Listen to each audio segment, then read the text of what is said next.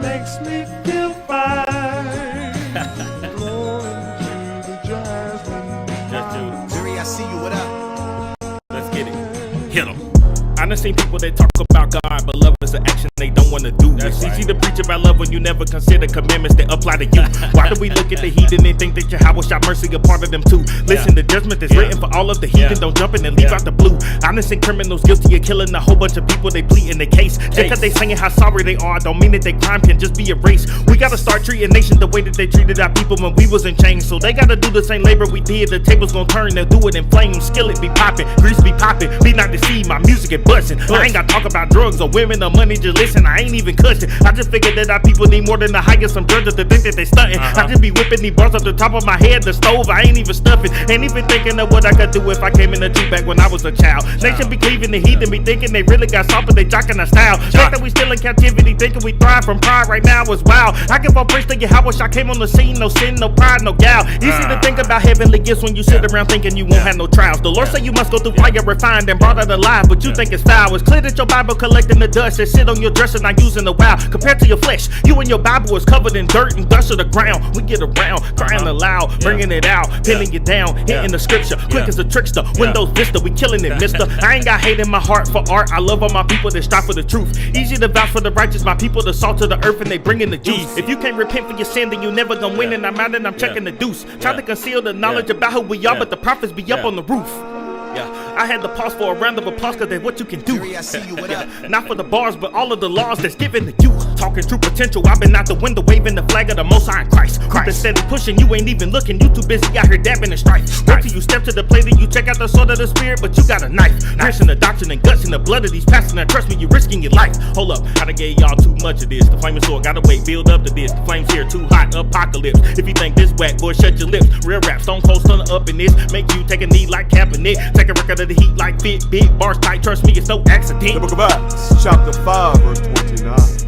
Then Peter and the other apostles answered and said, we ought to obey God rather than men.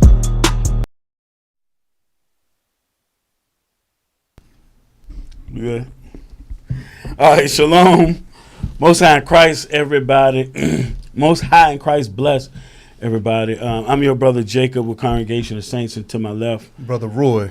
And we got a good one for y'all today, but you're going to have to pay close attention. It's imperative because we're going to show you some stuff, and you got to look at the spirit of these people. The spirit. Just like we have certain behaviors, we have our own spirit as a nation. Our enemies has a spirit too. And this particular enemy is our main enemy, but of that nation, the worst of them, their head is what we're talking about today. Let's open up with Ezekiel 3:11 like we usually do, and then I'm going to show y'all something else quickly before we get into it. We got a lot to get through. We're going to do a lot of reading. It ain't going to be many scriptures, but we're going to highlight some history for y'all so you can understand who these people are and the way that they behave always, and they lie always. Go ahead, bro. The book of Ezekiel, chapter 3 and verse 11. And go, get thee to them of the captivity, unto the children of thy people, and speak unto them, and tell them, thus saith the Lord God, whether they will hear or whether they will forbear. So that's our commission. You see brothers all around the world on the Sabbath going out to the street and trying to wake up and teach our people to repent and return to the Lord God of Israel. Now, quickly, Revelation chapter 12. I think I said this recently. When you look at the nation of Edom, their head is Amalek, the so-called, or what you call nominal, meaning in name only, Jews. Nominal Jews. Only in name are they Jews. Revelation 12 and verse 3. The book of Revelation, chapter 12 and verse 3. And there appeared another wonder in heaven, and behold, a great red dragon, having 7 heads and 10 horns, and 7 crowns upon his heads. So the same people that was over there then, they're over there now today. Go ahead, verse 4. And his tail drew the third part of the stars of heaven, and did cast them to the earth. Now, because I asked a couple brothers this question, who would the tail be? So the great dragon was in Israel. You had the Romans there, but in particular you had Herod. The Amalek Idumeans were there, and they're the head. They was the ones ruling. The tail that drew the third part of the stars in the heaven, that's the Romans casting us into captivity in 70 AD. So Amalek is the head. The head of all of Edom is in our land again today. All right. Finish that verse out. And the dragon stood before the woman which was ready to be delivered, for to devour her child as soon as it was born. All right, you can drop that now. Give me Proverbs 29 and 12.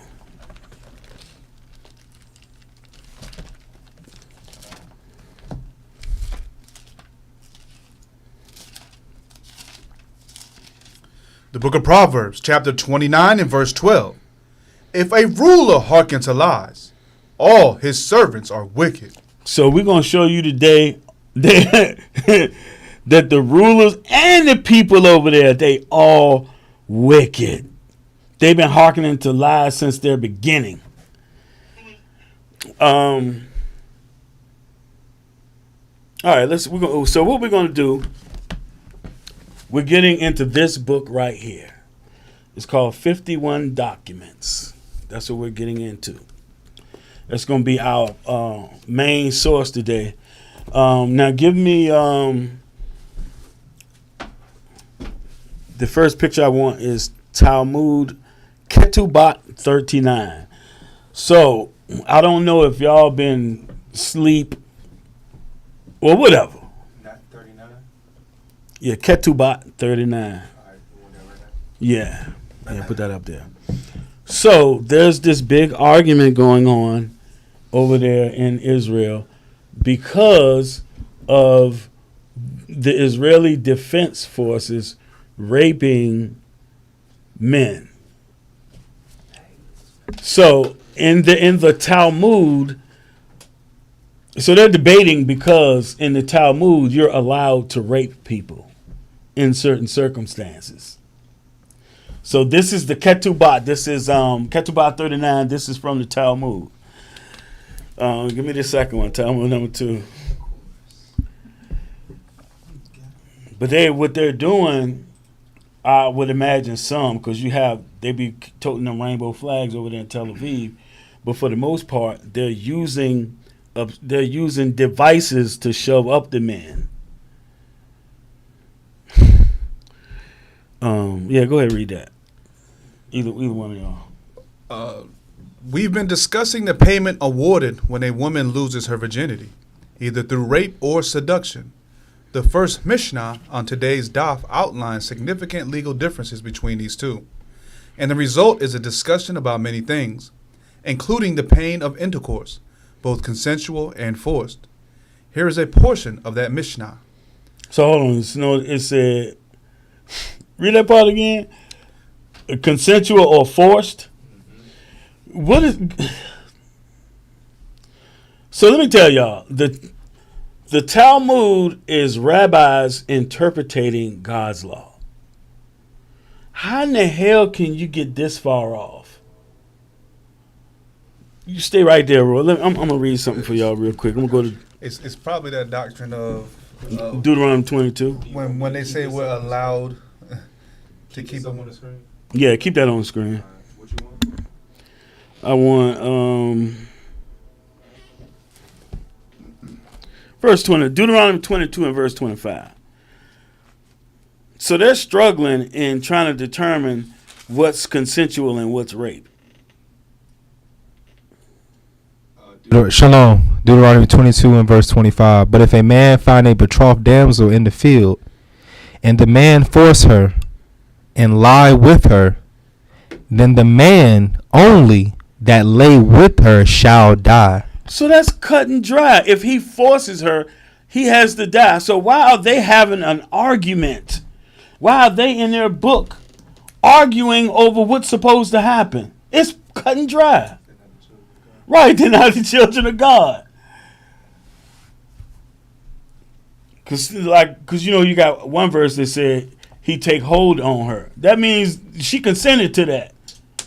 We keep reading. Right. Yeah, I think that's yeah, where go they ahead. I think that's where they was getting it from. That's what I was reading down. Yeah, so they're getting them confused. How could you get that confused?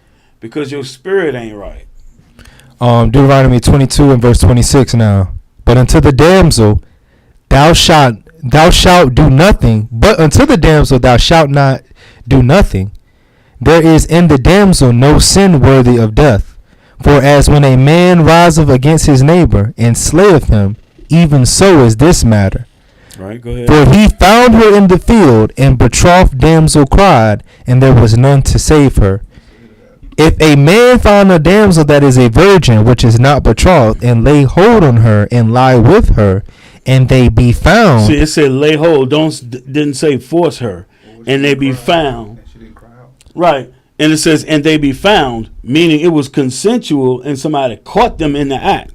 Go ahead. Then the man that lay with her shall give unto the damsel's father 50 shekels of silver, and she shall be his wife.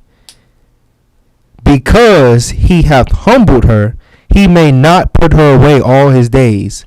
A man shall not take his father's wife. Oh, okay. That's it on that. So they're confused by this right here. And we're going to read it. I don't want to jump the gun. But as we read, you're going to see they're confused by what we just read. You can go ahead, Roy. Damn. Paragraph 2. The seducer gives 3 payments, and the rapist 4. Wait. The rape is supposed to be put to death. Go ahead. The seducer gives for humiliation, degradation, and the fine. A rapist adds to his payments as he also gives for pain. Right. Don't even try to figure it out. Whether she was assaulted or wooed, the Mishnah assumes that not only has her bridal value diminished, hence the fine, but that the man who did it also owes compensation for humiliation and degradation. This is presumed whether or not she was a consensual partner. This is presumed whether or not she is a consensual partner. In the case of assault, he also owes for pain. Go to the next one, man. Which one you want? It should be 3 of them. 3? Yeah.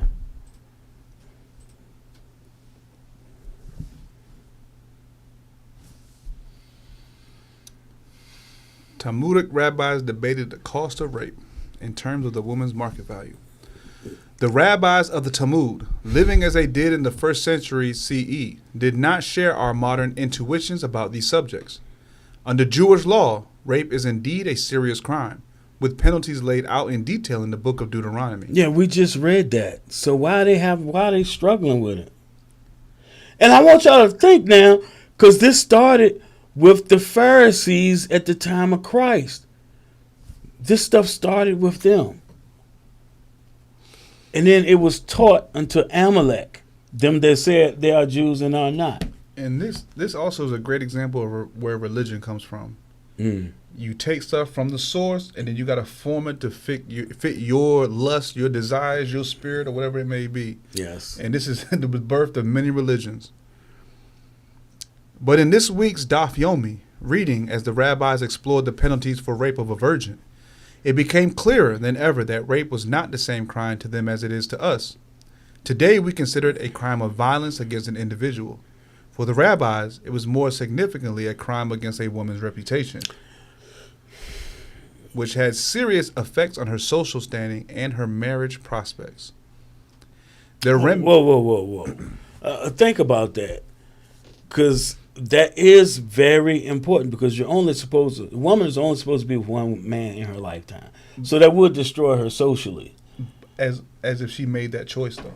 Right. They're saying it like it's her fault that her value got degraded. And then the other thing is they behave as though if you have multiple partners, a woman, they don't mean nothing. Whoever wrote this article, Like with 1 and 4. true judgment don't not go for. Go ahead.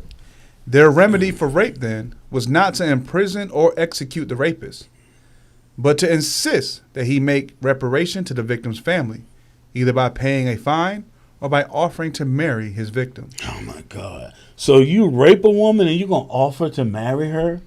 What you think her dad's gonna say? It's crazy because you have it underlined. Under Jewish law, rape is indeed a serious crime with penalties laid out in detail in the book of Deuteronomy. Then you get to the last sentence, and their remedy, Right. like you just totally ignored the details that are laid out Right. to make up your own penalty. That's what Christ was getting on them about. I ain't gonna say in particular this right here, but they're coming up with their own ideas and their own traditions they're making up instead of following it as it's written. Jump to the highlighted part in the next. The last paragraph. The idea that a rapist should be punished by marrying his victim is likely to strike us today as outrageous, a travesty of justice. Yeah, read the next part. But that is because we are looking at the matter from the point of view of the woman who was raped. Right.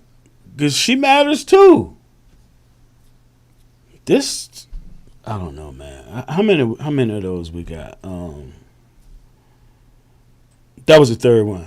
Yes, sir. Okay. So now let's go to rape. Number 1. And this stuff is gonna get weird, y'all. I'm trying to tell you. There's 13 of these we gotta read through, so let's go with the first one. You want the whole thing? I can. If you need help. No, just like where it says this specific group from that point all the way to the red line down the bottom. Gotcha. And y'all can take turns. We gotta get through this. We gotta bring this stuff out though. It's a lot, but we gotta get through it. 30 Years Journals, New York, Oxford. Sexual violence against Palestinians, Israeli male soldiers, down to the third sentence. This specific group of soldiers mostly encounters Palestinians in checkpoints and house raids. Checkpoints are high friction points between Israeli soldiers and Palestinians, which gender is very much present. Kotef and Amir, 2007. And in which Palestinian women routinely experience sexual harassment. Hamani, 2019. In a case that emerged recently, 2 soldiers serving at the Kalandi checkpoint were accused of forcing Palestinian women to undress and of touching the woman's genitals during the strip search. Kubafich, 2018. Well, let me say something real quick. I want y'all to, next time you listen to Israeli people speak, this is the saying that's associated with them now. Whatever they accuse of Hamas, Hezbollah, the Palestinians, whatever they accuse them of doing, it's what they do, what they routinely do. They're projecting what they do onto the other people. So remember October the 7th? Oh, they raped these women, they raped these women. There's no evidence of it. Children. Yeah, and there's no evidence of it. Go ahead. However, sexual violence against Palestinian women by agents of Israeli security forces is not limited to checkpoints or house raids. Palestinian women experience sexual violence while visiting their relatives in Israeli jails and when attending court hearings of their relatives. Al-Issa and Beck, 2020. Y'all, you understand that? When they go to see their relatives in jail, they get sexually harassed. When they go to court, they get sexually harassed. Oh, there was one video I forgot to add to this. The state of Israel is the rape capital of that side of the world. They even rape their own female soldiers. Go ahead. These include threats of rape and unwanted and forced touch by both female and male interrogators. BNS 2018, MME Staff 2018, Rosenfeld 2018, the Public Committee Against Torture in Israel, ND, as well as rape. Aisha Adot, for instance, claims to have been raped by an Israeli investigator on March 10, 1969. Khalil 2013. Razmia Oda also reports she was raped in 1969 during interrogation. Kadar 2017. In 2015, a Palestinian female detainee was raped by 2 female soldiers, one of whom was a doctor who conducted a vaginal and anal search on her, apparently following an order by Shin Bet agent. Of a Shin Bet agent. Bernier 2022, Bernier and Berger 2018. These cases show that the exposure of Palestinian women to sexual violence is not limited to encounters with male combat soldiers or Israeli male soldiers in general. Spatially, as much as Palestinian women are subject to sexual harassment and assaults at checkpoints during house raids, their vulnerability exceeds these spaces and includes interrogation rooms, courts, and prisons. Damn. And guess what, y'all? You can come back to us real quick before you go to the next one. And guess what? Not only do they have women raping women and men raping men, they also have the Israeli soldier women raping men. Yes. But we're told that these are God's chosen people. They're a beacon of light. They're the only democracy on this side of the world.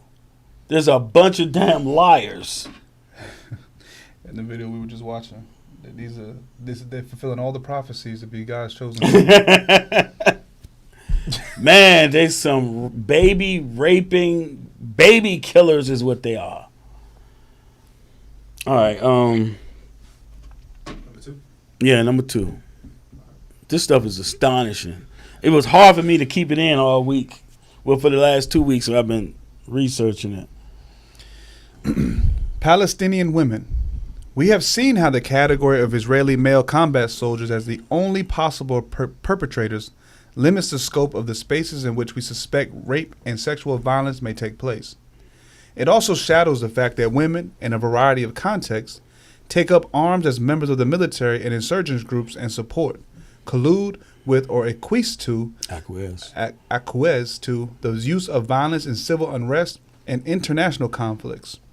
The narrow binary perspective that locks us on Israeli male soldiers as perpetrators and Palestinian women as victims disregards the complicity of women in sexual violence during wartime and the sexual victimization of men. So they're getting into they're trying to let you know that women be involved in this too. The Israeli women are involved.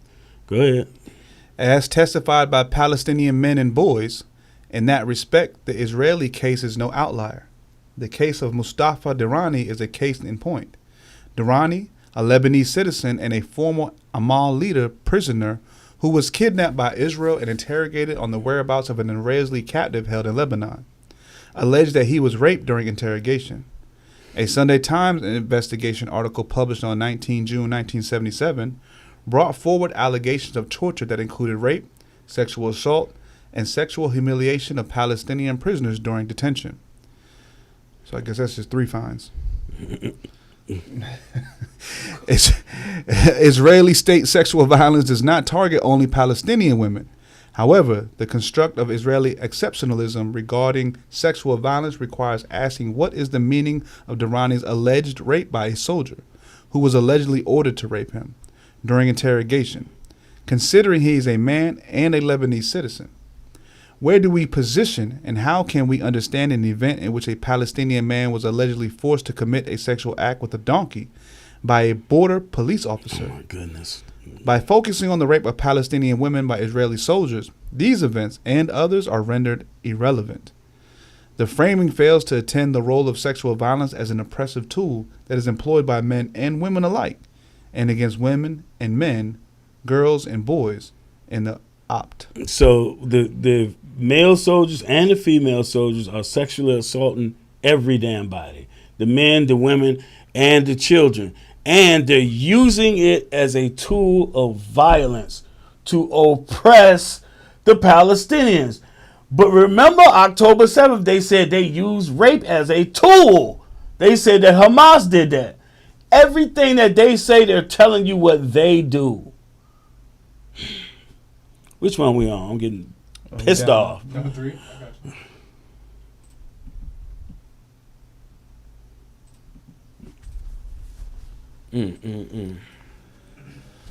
Al Jazeera. Oh, Al Jazeera. Al Jazeera. Everything is legitimate. Everything is legitimate.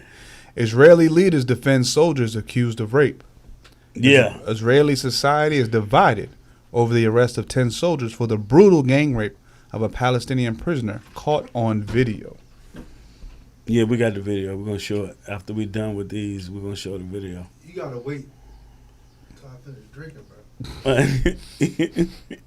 A gang rape? Yeah, we got the video. We're going to show. So you haven't noticed this might not be suitable for young children. Yeah, you're not going to be able to see I mean, like this what they're class- actually doing, but you can see how they went about doing it. Yeah, God's chosen people doing this. Next one. We're at number 4. Number 6. Oh. Oh, no, you're right. Number 4, sir.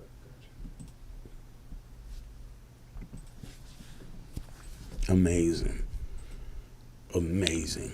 Video has emerged of a gang rape of a Palestinian prisoner by guards at the Sde Terrorism detention facility in the Negev Desert, southern Israel. The video, which has been verified by Al Jazeera, shows the prisoner being selected from a larger group lying bound on the floor. The victim is then escorted to a wall where guards, using their shields to hide their identity from the camera, proceed to rape him. Next one. They pick him up off the floor, carry him over to the corner, and proceed to rape him. But they're the most moral army on the earth. That's what I just read.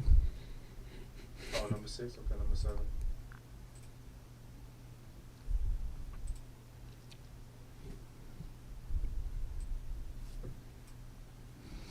The attack is believed to have been so brutal that, after he was transferred to hospital, Israeli media reported that the victim was unable to walk. 10 soldiers were ultimately arrested for the rape in July 29, in a case that has rocked Israeli society. The soldiers belong to a unit known as Force 100, which is tasked with guarding the Sde Terrorism facility, according to Haaretz. Let me say this real quick. So they're not. The men aren't putting their thing inside the other men. They're taking objects and raping them, like tearing up their insides with instruments. Military prosecutors released 3 of the arrested soldiers on August 4th, adding to the 2 previously released by investigators following a military court hearing in Kfar Yona on July 30th, at which protesters gathered in support of the soldiers under arrest. Okay, next one. How many we got left? Transition real quick. 9, 10, 11, 12, 13. Yeah, because we're going to show you these videos. Everything that they talking about, we're going to show the videos. The video has shocked many within Israeli society. Some observers, including a local rights group and two UN agencies, have voiced concerns about the treatment of Palestinian prisoners.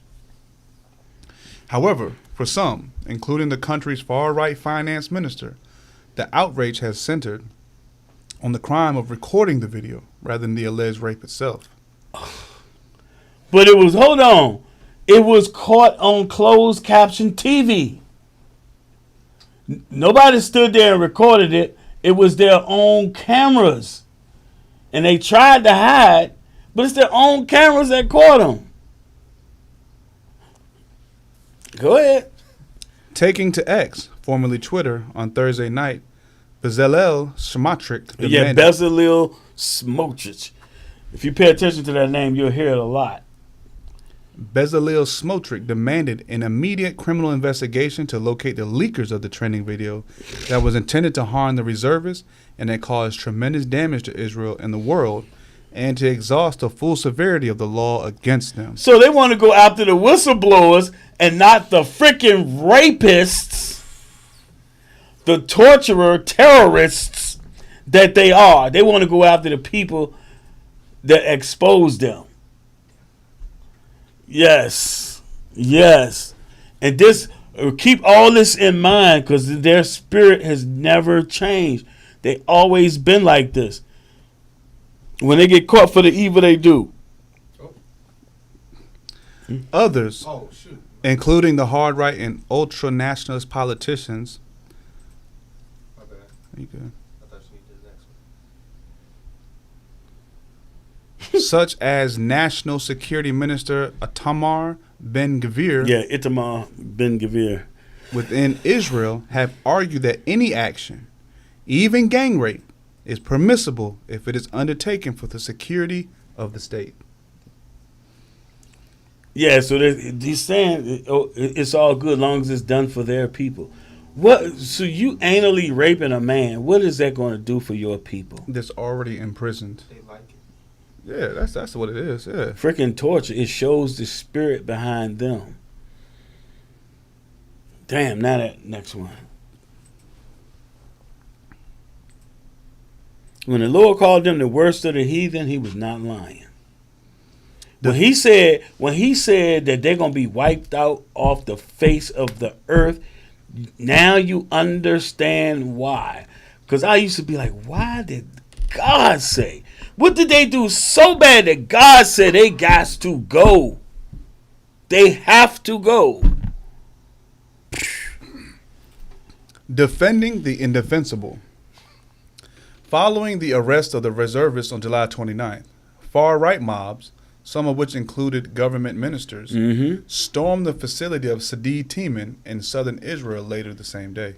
Right. The leaders now. So they locked these soldiers up, and the leaders, and it was like 500 people went to break them out, to let them go.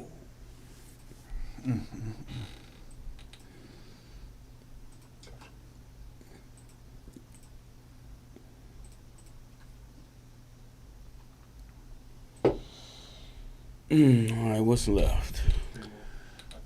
Unable to find and free the imprisoned soldiers, they then turned to the base at Beit Lid, 60 kilometers away, where the soldiers were being held for questioning to call for the soldiers' release. That unrest continued during a high court hearing, convened on Wednesday to hear the petitions of Sidi Timan prisoners who were alleged to have been tortured. The proceedings were interrupted by demonstrators, who included victims of the October 7th Hamas-led attack, who shouted "disgrace" and "we are the sovereign." Israeli pressure group guarding the soldiers, a new organization formed in defense of the soldiers accused of rape. So that quick, they done formed a group to protect them from going to jail for raping folks. Was quoted in Israeli media as saying, "The hearing in the high court this morning is absurd and a gift to Hamas leader Yahya Sinwar and murderers." Israeli politicians, including cabinet members, have also defended the accused.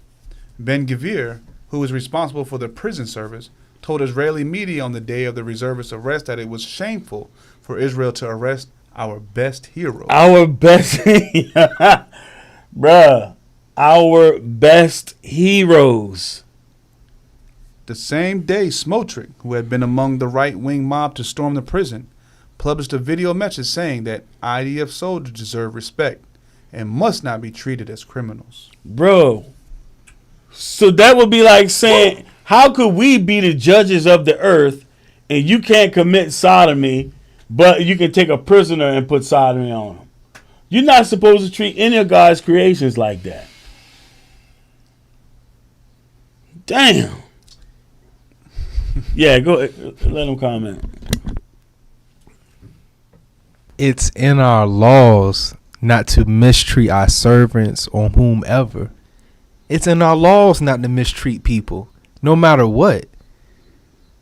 It's these people clearly show that they're just my word of the week. They're diabolical.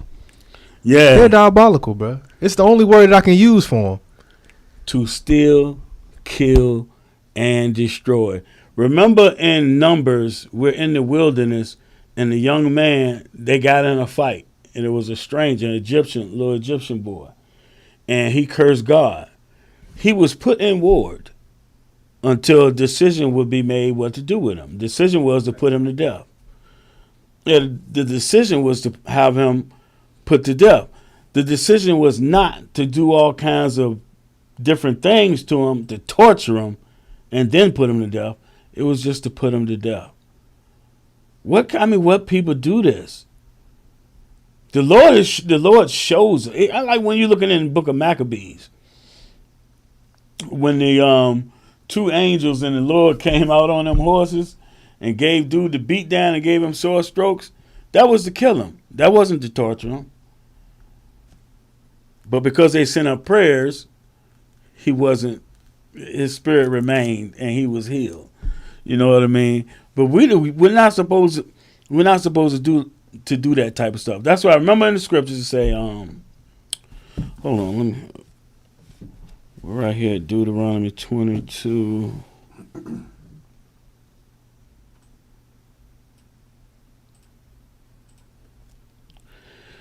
Give me verse 6.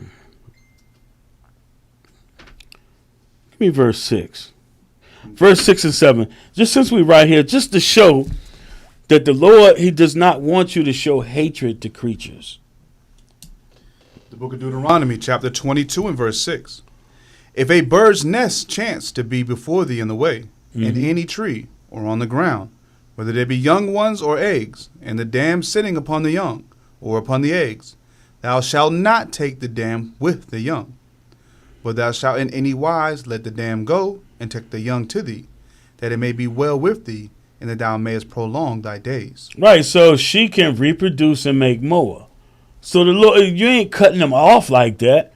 But Esau, he'd just kill everything and anything. The Lord he's protecting what he created. He did not create all of these different things, for our pleasure, but for his own pleasure. But No, That's a great point, because like I go hunting, but see, I go and hunt. I just want to get the deer meat. right. Right? Other people hunt for sport, and this is how Esau has diminished all these animals. Oh, yeah. Just think about it, like the bison, how they went and killed off when there was, my God. it was mountains of it, just to prove, just to grieve the enemy. They doing stuff like this, but they hunt for sport. And a lot of these guys you going to talk to, they're like, nah, I don't even want me. I'm just out there to shoot something. This is how they are. Just reminded me of something. I'll give it a second and then I'll move on.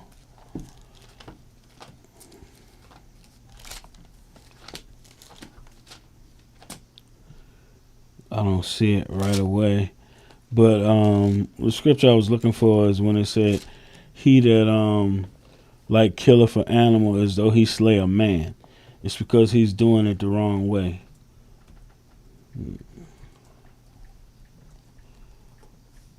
Oh, yeah.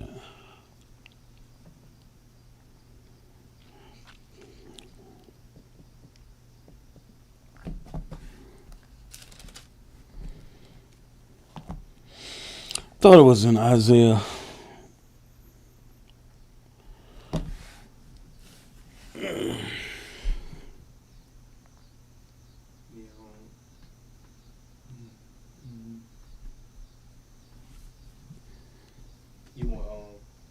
Yeah, let's go to the next one. If I find it. So how many we got left? 2 more. Okay.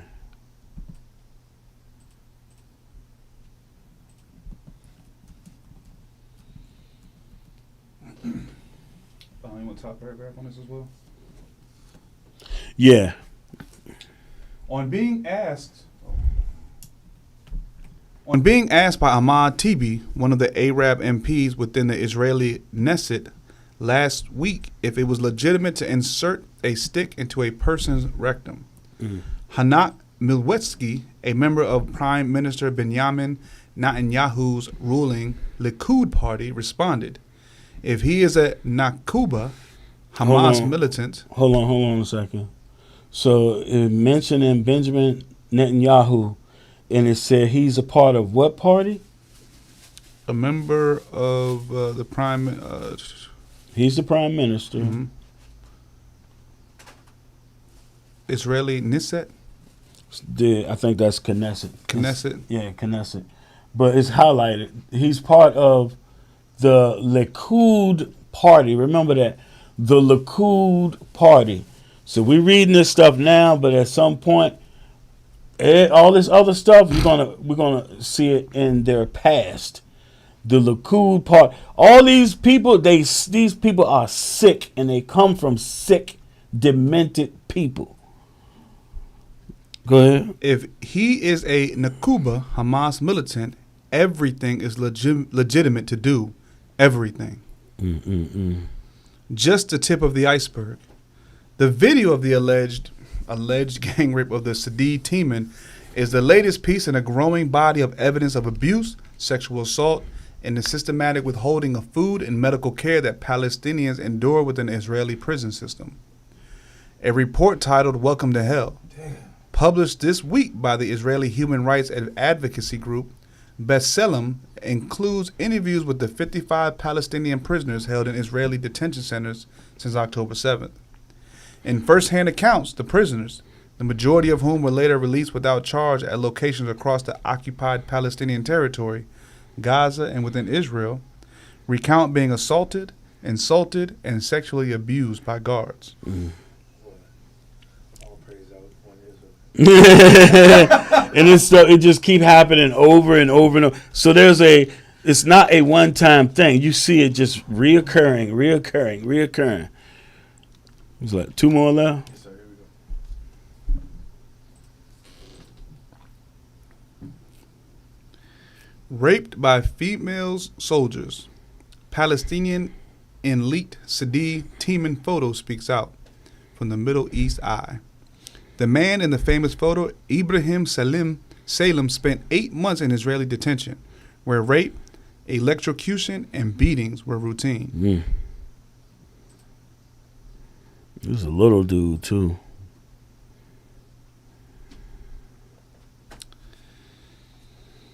He electrocuted me in sensitive spots and hit me in these spots. Raped by female soldiers. Another traumatic episode for many prisoners like Salem was the sexual abuse. Though it was rampant, inmates rarely spoke about it to each other, he said. Damn. It was embarrassing for many to admit. Hold on, bro. Though it was rampant. These folks, this is what they do. When you go back and look at homosexuality, it was Hamites too. In Egypt, you know what I mean, and what's in Sodom and Gomorrah, yeah, those was Ham and others. Am I reading that right now? Mm-hmm. What part? About to read it. Yeah, go ahead. Yeah, you're reading it right. It was embarrassing for many to admit, especially when they were raped by female soldiers who were sometimes in their teens. Yeah, that's what I told you. The women too. They have the same spirit. Them and their women, and they molest their women. Go ahead. It was common practice for soldiers to strip detainees naked, insert objects into their rectum, and grab their genitals aggressively when they changed. When word got around that a prisoner in his 40s was raped, Salem kept getting close to him until he told him what happened to him. He told me he was raped by a female soldier, Salem told MEE. When he asked him how it happened, the prisoner explained it would take place in the presence of another soldier in the room. The prisoner would be bent over a desk with his hands placed in front of him, handcuffed. The female soldier standing behind him would insert her fingers and other objects into his rectum. When he reacted or moved back, the soldier standing in front of him would hit him in the head and force him to bend again. It was one of the many stories he heard in detention, Salem added. That's sexual violence. Salem said he was also touched in his private parts by a female soldier and had objects inserted in his rectum at some point. This sounds worse than Sodom and Gomorrah. Oh yeah, I mean this is in Sodom and Gomorrah. That's lust. Probably consensual. They're getting too creative. I mean, this is American slavery. Yeah. Buck breaking farms. They get this different though. They Yeah. It's This is they're different because using. of who the person is, like who the people are. This is the soldiers on federal income, federal paychecks. They're using this as a tool of torture and intimidation on the Palestinian people, man. That's how it's used. And they view them. You see what's been going on the last almost a year now. They were mocking them when they didn't have electricity and power and food. They just have such a hatred for the Palestinians that they look at them as if they're nothing. Because you wouldn't treat anybody that you looked at as another human being. We have At this high level, you're gonna have people that do crime, but at this high level, that's such a deep hatred. we have and a saying. superiority over them. We have a saying amongst our people. We'll say, I wouldn't do that, or I wouldn't wish that on my worst enemy. yeah. These folks is Look, I don't even like reading this joint. That joint different, bro. I have never heard nothing like this in my life. This is yo. like really movie stuff that's real out happening. They're It's really happening. their father is Satan, yo. But it's Satan. on all of their spirit because it's the same thing. Every now and then you'll get a story come out where the U.S. military has done the same thing when they go overseas. I mean, we don't get the details like this, Right. but I'm sure it happens. Maybe not at the same level as them, but man, Well, that's why the Japanese want the U.S. to remove their bases from Hiroshima, oh yeah, they don't like You them know. over there. because they be doing that. They be sexually assaulting them little women over there. Yeah, but well, Okay. So next would be, since we read all this stuff about rape, because that was the last one, right? Yeah, yes sir. Yes sir. I'm sorry. So now I'm just like I'm so disgusted by that. Yeah, I'm just like, bruh, I ain't. Yeah, you was right. This class right here is. Yeah. So I've been absorbing this for a couple of weeks. So I mean, so now I'm kind of like, I still abhor it. I'm a little used to it. It don't have the shock value, but it's deplorable. It's freaking deplorable. It has to come out, man. It has to come out. Our people don't listen to stuff like this. Our people is arguing over whether Kamala Harris is black Yeah. and Trump is a racist and stuff. And talking about entertainment, football season coming up. Yeah. All these different things. Or like, I work a lot. You know what I'm saying? So I might, this stuff definitely needs to. This is good. This people need to know this. You need to know who the devil is, man. Yeah. So, first video, Soldiers Rape a Man. That's the title. Whew,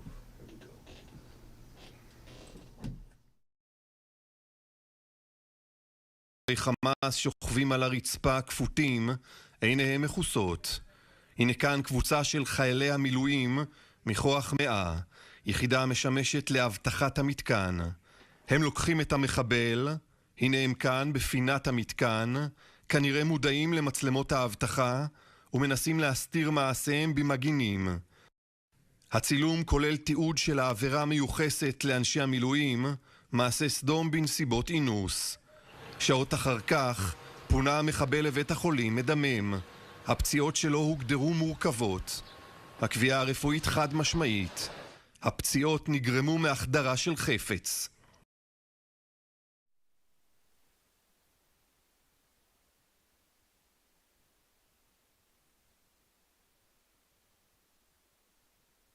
Military, but like in the ancient days when they would fight, they would put them shields up and it's called a phalanx.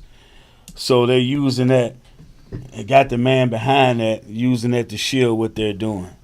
Evil. They're not even supposed to have the prisoners laying on the floor like that. I don't even know why they try to hide it. They didn't go in no secret. They didn't even take them to a back room or nothing. Right. You might as well just left yourself uncovered anyway. And then somebody mad because the video got leaked out. That shows you from top to bottom, they wicked as hell.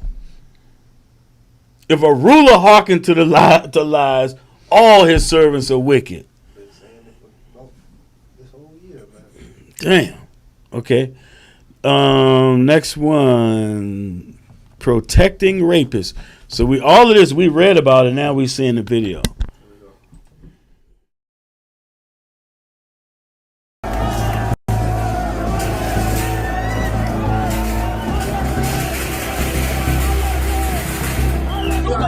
לעצור אותנו, בגלל שאנחנו אחראים על המחבלים של הנוח'בה. רבותיי עם ישראל, אני מבקש מכם, צאו למעננו לרחוב, אני לא מוכן לבושה הזאת שיעצרו אותי.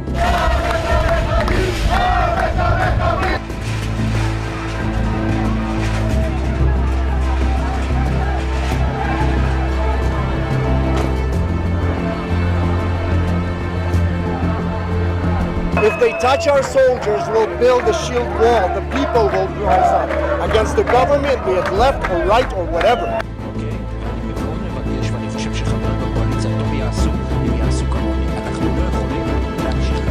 להכניס מקל לרקטום של בן אדם, זה לגיטימי? כן, אם הוא נוח'בה, הכל לגיטימי לעשות. אוקיי, הכל.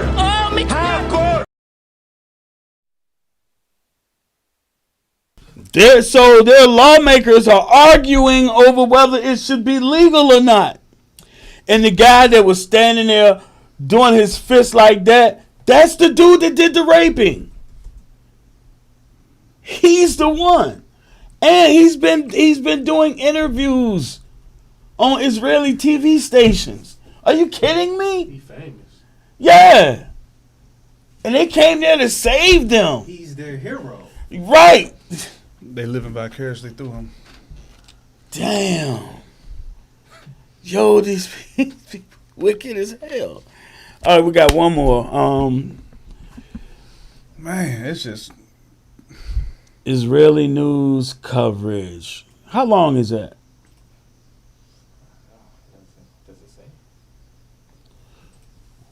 When you double click on the video, it should show you.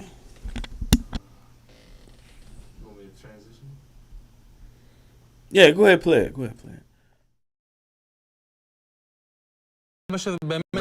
חד משמעית. אני אתן לי... רגע, אני אסביר. חיילים שמבצעים עבירה, חשודים בעבירה של אינוס, בעצור כפות.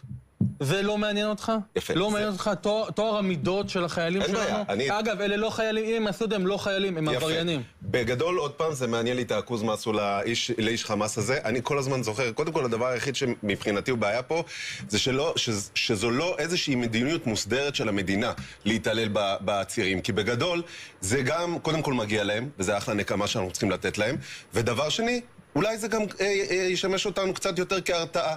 זאת אומרת, ברגע שהצד השני, שצריך לזכור, ג'וש, וצריך לזכור את זה טוב טוב, ולא להתקהות ולא להתקרר אף פעם. האנשים האלה קשרו 30 מבנותינו על עצים ב7 באוקטובר, ועשו להם מעשים לא פחות חמורים, אני לא רוצה בכלל לעשות השוואה, חמורים בצורה קיצונית. אז קודם כל, זה מגיע להם, זו נקמה ראויה מאוד, רק חבל שלא עושים את זה בצורה ממוסדת, כחלק מתקנון התעללות בעצירים, כי אז החבר'ה הבאים שיחשבו לעשות לנו 7 באוקטובר יגידו, אתם רואים מה עושים להם בישראל? אל תחשבו על זה בכלל. קודם כל, צר לי שהדברים האלה בכלל זוכים משידור ניב, כי מה שעושה פה שלנינגר זה פשוט הסתה לאלימות, הסתה לאלימות. אוי, האיש הזה... ממש הסתה? האיש הזה עכשיו תמך בעבירות של אינוס של מחבלים נוראים, אנשי חמאס שרוצים להרוג גם אותך ולכפות אותך ולתקתק אותך כמו שהם. אני אחדד את זה רק שלז, אני חושב שהוא לא, אף אחד פה לא, בטח אני חושב ג'וש לא רוצה להגן על התועבה. אני חושב שהמסרים האלה... לא, השאלה היא, האם ראוי שחייל צה"ל בכל נסיבה שהיא יחדיר חפץ חד לאחוזו של אדם? שמדובר בחמאסניק, איש ששרף פה ילדים, שאנס נשים, שכל הרעיון שלו הוא לקחת כל אחד מאיתנו, לזרוק אותו לים ולעשות בו את המעשים הכי קשים, זו הנקמה שהם צריכים לקבל, ויותר מזה זה צריך להיות כוח הרתעתי. עצוב לי שהדברים של ג'וש... רגע, הוא לא אמר. איך עצוב לך כבר? הוא לא אמר. אבל רגע, תן לו לדבר. זה נורא חבל שאומרים דברים כאלה בשידור. חבל לי שאומרים דברים כמו שאתה אומר בשידור. מחלישים את העם. האויב רואה את זה, רואה כמה אתה רופס, כמה אתה רוצה את האג עוד פעם.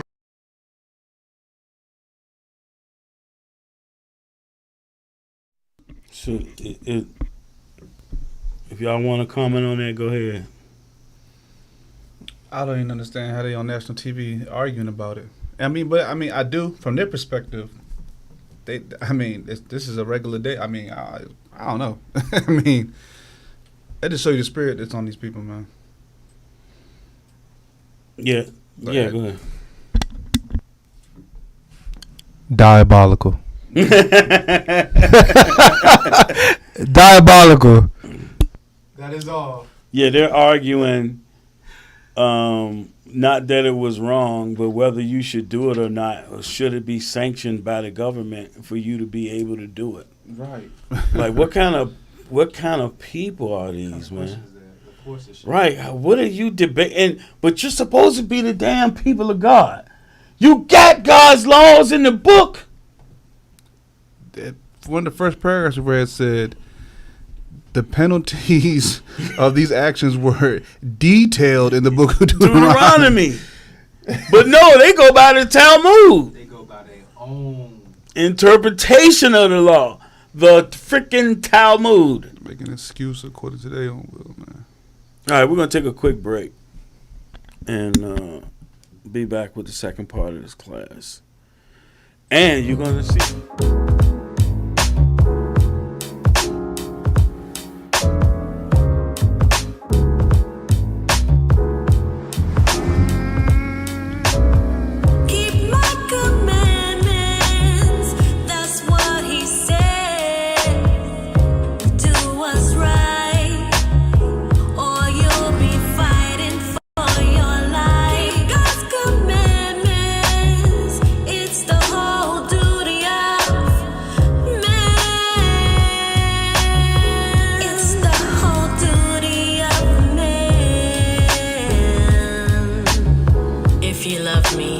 Keep my commandments.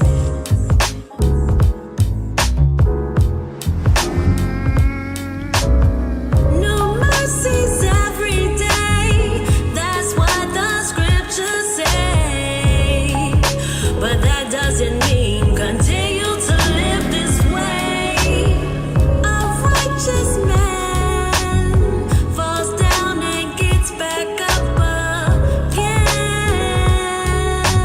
But the wicked shall fall again and again. You know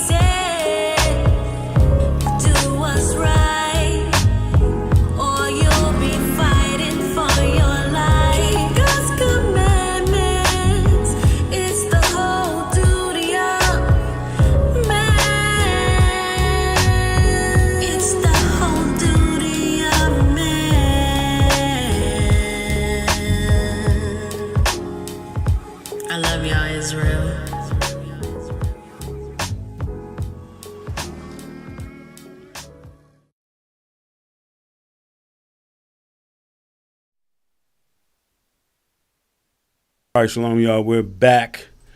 Now we're going to get into this book right here. It's called 51 Documents. And what it is writings of Israelis, Jewish people. It was even before they went into Israel. They're planning the whole thing. So that's what we're getting into now. Go to Albert Einstein. Oh, no, first show 51 Documents. Show the book. Is...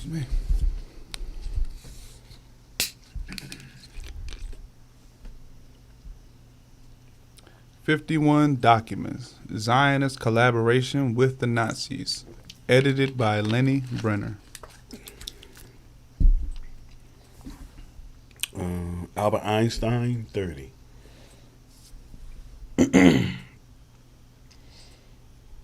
Oh, Shabbat Shalom, Jarrell Taylor.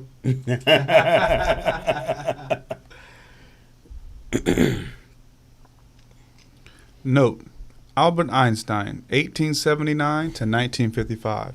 All right, jump down to the next highlighted part. Start there, the volume. This volume is composed of translations of extracts from speeches and letters delivered and written by Professor Einstein during the last 9 or 10 years.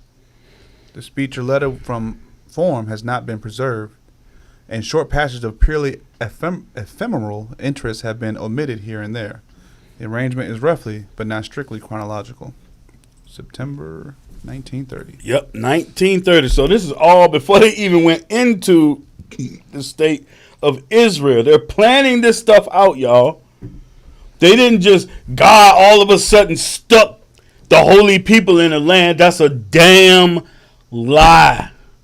There's a whole lot to this stuff. These people are very crafty. Next one, 31. I found these people extraordinarily ready for self-sacrifice and practically creative. Go up to where it says this Jewish people, because he came from over there in Germany.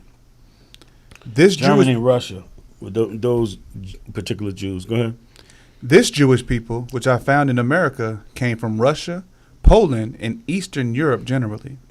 These men and women still retain a healthy national feeling.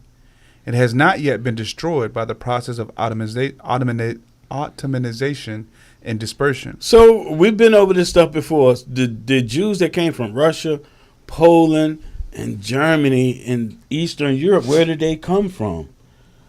They came out of the Caucasus Mountains. The freaking Khazars, man. The Khazars. The Caesars. Yeah. Yeah. Yeah, because Caesar really is, when you look at it, it's Khazar. C-A-E. Khazar. Oh, man. Go ahead. I found these people extraordinarily ready for self-sacrifice and practically creative. The spirit of Satan on them. They have, for instance, managed in a short time to secure the future of the projected university in Jerusalem. At any rate, so far as the medical faculty is concerned. Now, isn't this 1930? It's 18 years before they go in there. I also found that it was mostly the middle class and the ordinary folk, and not those enjoying a high social position or any natural advantages, who had most conspicuously preserved the healthy feeling of belonging together and the willingness to make sacrifices. Mm-hmm. The impression that I gained there is that if we really succeed in establishing a nucleus of the Jewish people in Palestine, we shall once more have a spiritual center, notwithstanding that great majority of us are scattered over the world. Now, a spiritual center. And how do they behave? That spirit is what's in Jerusalem today. That's their spiritual center. And the feeling of isolation will disappear. That is the great redeeming effect which I anticipate from the rebuilding of Palestine. Right. So that's it for, what's his name? Albert Einstein, who helped create the freaking nuclear bomb. Now the Iron Wall. This is interesting right here. Iron Wall 1. We're gonna read 5 pages of this. Vladimir Jabotinsky, The Iron Wall. We in the Arabs. Rassviet, Berlin, November 4, 1923. Note, The Iron Wall is the ideological underpinning of Zionist revisionism. The ideology of the Likud. Hold on. The ideology of the Likud. Remember we read earlier about the Likud party? Mm-hmm. Keep that in mind. The Likud party. When we read it earlier, it said Benjamin Netanyahu was part of the Likud party, right? This right here is 1937. See, all of this stuff is before they ever went into the state of Israel. They have the same ideology back then. Give a little backstory, because like my wife is watching this. She may not know the year that they actually became a credible. So 1948. As we go through the 51 documents, we're going to see they get into the land. 1947, 1948. This right here, like you see the date, 1923. All of this, before they ever went in there, they already formulating their plan as to what they're going to do. And we're reading about it, and then you're going to see it happening as time go on. Then we're going to show you videos, and all this stuff's going to pop back in your mind like, damn, this is what they doing. So back to that. Which one was we on? Oh, you was at the Likud. Yeah. The Iron Wall is the ideological underpinning of Zionist revisionism, the ideology of the Likud, the party of Benjamin Netanyahu. I'm assuming that's colonial blimp?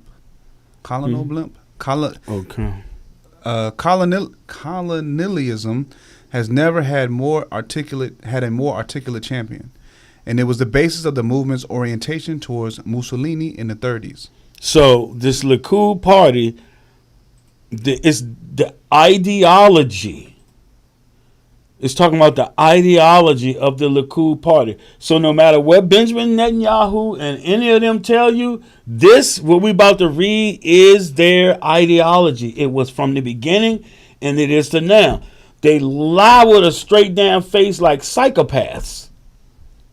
But they can't hide what their true goal is.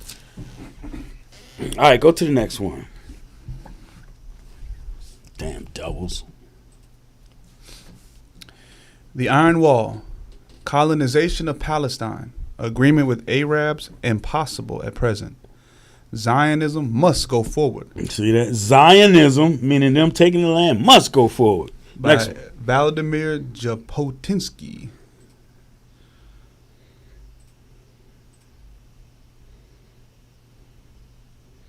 Yeah, that's Vladimir like Putin.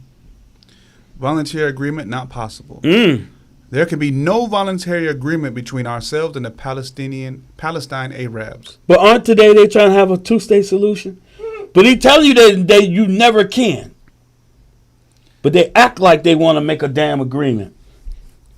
Go ahead, let me calm down. I get heated, man, because they lie all the time. Not now, nor in the prospective future.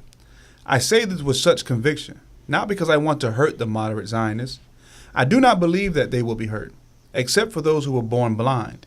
They realized long ago that it is utterly impossible to obtain the voluntary consent of the Palestinian Arabs for converting Palestine from an Arab country into a country with a Jewish majority. My readers have a general idea of the history of colonization in other countries. I suggest that they consider all the precedents with which they are acquainted, and see whether there is one solitary instance of a colonization being carried on with the consent of the native population. Nobody consents to you colonizing them. There is no such precedent. Right? It has to be done by force. The native populations, civilized or uncivilized, have always stubbornly resisted the colonists, irrespective of whether they were civilized or savage. So people do not want you to take their freaking land. But in the white person's mind, they think something is wrong with you if you resist them. A lot of people today, they tell you, oh no, those are Zionists. Israel is a colony. It's colonization. And 100% it is. It's European colonization. Yeah, next one. That's why I titled this Lies deceit and terrorism. We're going through the deceit now, and then after this, we're going into the terrorism. We're going to find out who the real terrorist is. Arabs, not fools. This is equally true of the Arabs. Our peacemongers are trying to persuade us that the Arabs are either fools, whom we can deceive by masking our real aims, or that they are corrupt and can be bribed to abandon to us their claim to priority in Palestine in return for cultural and economical advantages. I repudiate this conception of the Palestinian Arabs. Culturally, they are 500 years behind us. They have neither our endurance nor our determination, but they are just as good psychologists as we are. And their minds have been sharpened like ours by centuries of fine-spun logogamy. We may tell them whatever we like about the innocence of our aims. See, we may tell them about the innocence of our aims. We just want to live along peacefully with y'all. We'll even buy the property from you, which they only bought 5% and they stole the rest. Go ahead. Watering them down and sweetening them with honeyed words to make them palatable. But they know what we want. See, they know what we want. Smooth as butter. Yep, his words are smooth as butter. as well as we know what they do not want. They feel at least the same instinctive jealous love of Palestine as the old Aztecs felt for ancient Mexico and the Sioux for their rolling prairies. Right. They fought for it. They had to be defeated. And it goes to show they know the history of the colonization of the Western world. The same spirit, the same energy they had back then to trick or to dominate them and take over. The same energy they're trying to use here for Palestine. Conspiring together. Next one. And look who those people were. The Mexico and the natives. You good? Yeah. I'm good for now. You can get the next section then. The Iron Wall. Oh, here we go, y'all. Because I'm about to do a little explaining. But go ahead. We cannot offer any adequate compensation to the Palestinian Arabs in return for Palestine. And therefore, there is no likelihood for any voluntary agreement being reached. Right. It's not going, they're not going to voluntarily agree to give away their land. Go ahead. So that all those who regard such an agreement as a condition sine qua non of Zionism may as well say non and withdraw from Zionism. Watch this. Zionist colonization must either stop or else proceed regardless of the native population. So either stop or else proceed regardless of the native population, meaning despite them, whether they agree or not.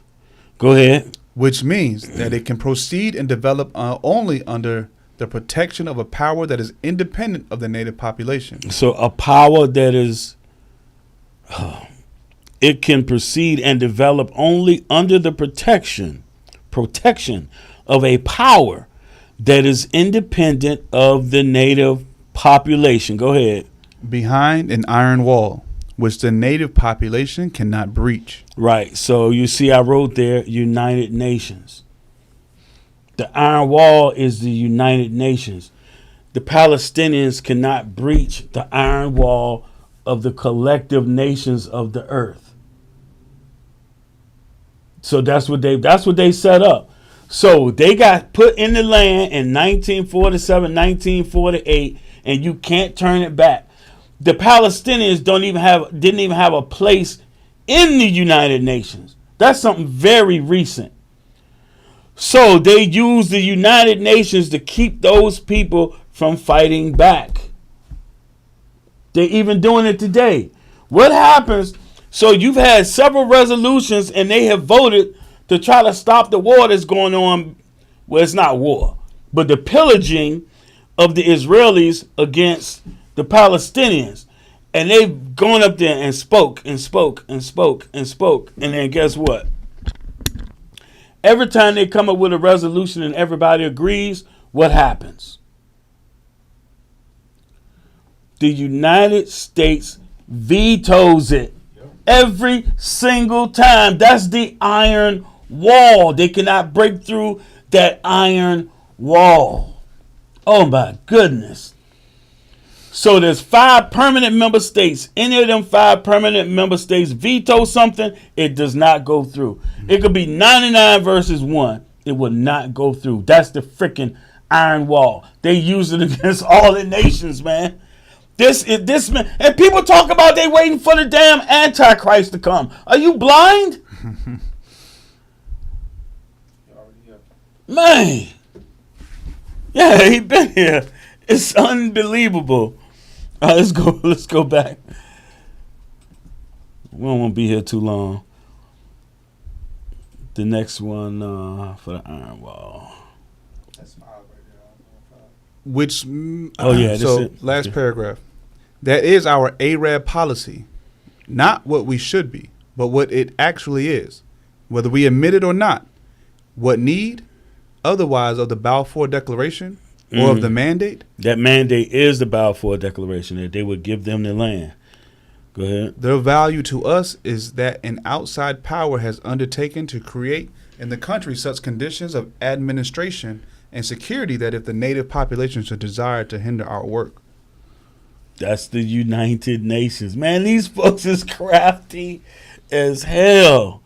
Now, fascism.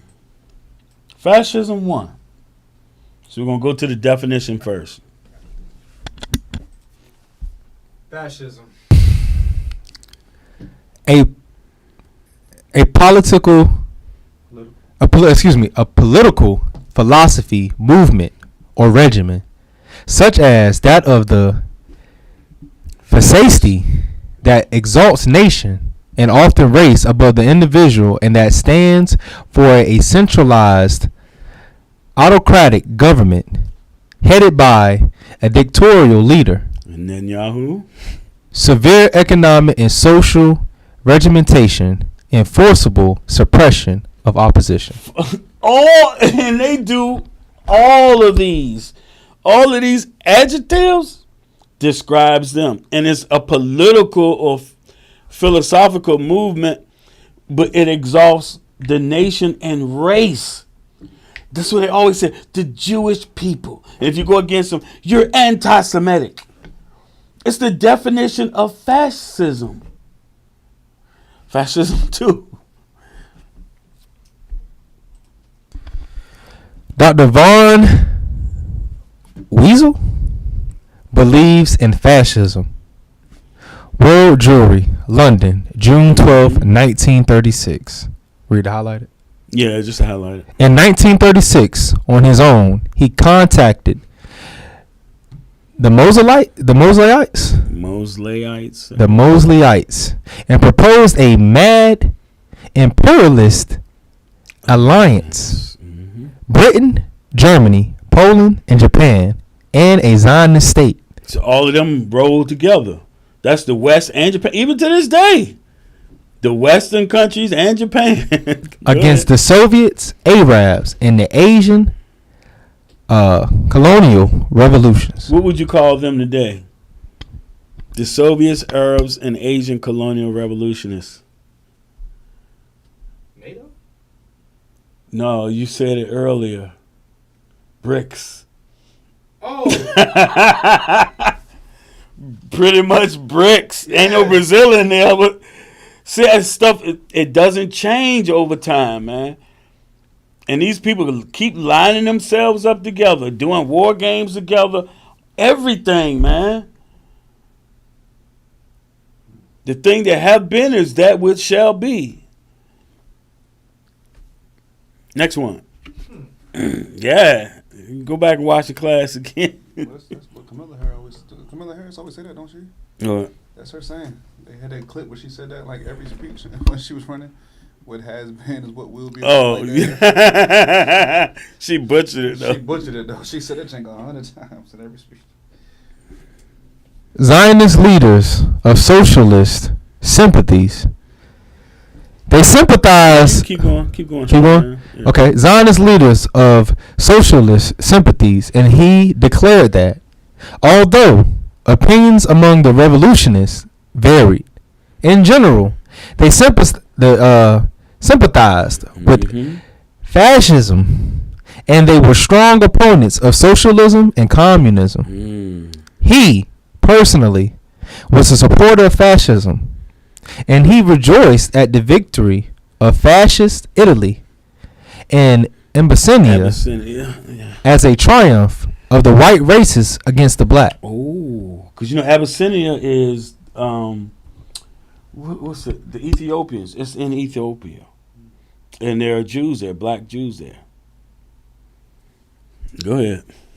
He also asserted the revolutionist. What? Oh, I did the same thing you did. The revisionist wanted to bring to Palestine within the next 10 years 900,000 Jews from Poland, 300,000 from Romania, and 300,000 from Germany. Finally, he stated that the revisionist had no desire to colonize Jews in Abyssinia, and that, in his opinion, it would be well for the Arab strike in Palestine to continue for several weeks more. So the reason I pulled this out right here is the Zionist leadership are fascists. They sympathize with fascism and were opponents of socialism and communism. And see, they come out of places like Russia and Poland where they were in socialism. Remember now, these folks believe in capitalism wholeheartedly. And then the other point in here is that they're triumphing of the white races over the black races. Man, you got to understand who you're dealing with. And then they only have their own interests at heart. As we read, you're going to see the things that they did to take the land of Israel. All right, that was the last one, right? Yeah. Now, I'm old enough. I'm 58 years old, and I remember being a young boy hearing about Menachem Begin and Anwar Sadat. So let's go to Menachem Begin 1. And all this stuff that we've been going over is for a reason. Pay attention. Menachem Begin. Okay. Yeah. Menachem Begin. Menachem. Okay. Menachem Begin. Okay. Menachem Begin. Born August 16th, 1913. Brest, Litovsk, Russia. Died March 9th, 1992. Was a Zionist leader who was a prime minister of Israel from 1977 to 1983. Begin was the co-recipient with Egyptian president Anwar el Sadat. Okay, Anwar el Sadat of the 1978 Nobel Prize for Peace for their achievement of a peace treaty between Israel and Egypt that was formally signed in 1979. It don't make no damn sense because when you find out what this, so he was the prime minister. Go to the next one, man. New Palestine Party. Visit of Menachem Begin and aims a political movement discussed. So this was his party, Menachem Begin, the New Palestine Party, the Freedom Party. We're gonna read it. This was his party. You're gonna find out the same damn party of Benjamin Netanyahu. Yeah, go to the next one. Among the editor of the New York Times, among the most disturbing political phenomena of our time is the emergence in the newly created state of Israel of the Freedom Party. What's that? Tanat Herod, a political party closely akin in its organization, methods, political philosophy, and social appeal to the Nazi and fascist parties. See that? So they're closely related to the Nazi and fascist parties, but they keep talking about Hitler when they do the same crap. Go ahead. It was formed out of the membership of following of the former Ergon Savai Lume. So this is formed out of the membership of the former Ergen Zavai Lumi. That's another organization. Go ahead. A terrorist, right-wing, chauvinist organization in Palestine. So he comes from a terrorist organization. He comes from a terrorist organization. Now these people always, when you watch them, every time they talk about somebody, they talk about their terrorists. The terrorists did this. Ooh, they're hiding in the terror tunnels. Are you kidding me? What makes a tunnel a terror tunnel? Somebody go down there and beat the hell out you down there? Hypocrites, man. These people, they come out of terrorism. Once they come into control, they're the ruling party. So when you look at Ukraine, the stuff that they're doing, but who are they being run by? The Nazi Azov battalion, man. You're kidding me. And how you gonna call somebody else terrorist? From your beginning, you are terrorists. The definition of a terrorist is when you kill people and civilians to get a political reaction. That's exactly what they're doing. Every time you look at the news, you'll see Hamas, you'll see Hezbollah. They're taking out military targets. The Israelis is killing people. That's freaking terrorism. 1000%. They're flaming hypocrites. Yes. They always. And everybody believes it. Damn. Now watch this. I don't know if y'all paid attention a couple weeks ago. Read that part at the bottom. The current visit of Menachem Begin, leader of this party, to United States is obviously. So he came to visit the United States. What happened a couple weeks ago? Benjamin Netanyahu came here and spoke in front of Congress. To do what? To get more weapons to kill people. And as soon as he left, they went and killed the leader of Hamas over in Iran. And they killed the leader of Hezbollah. One of the leaders of Hezbollah came right over here and spoke in front of Congress and got permission. Read that from the top again.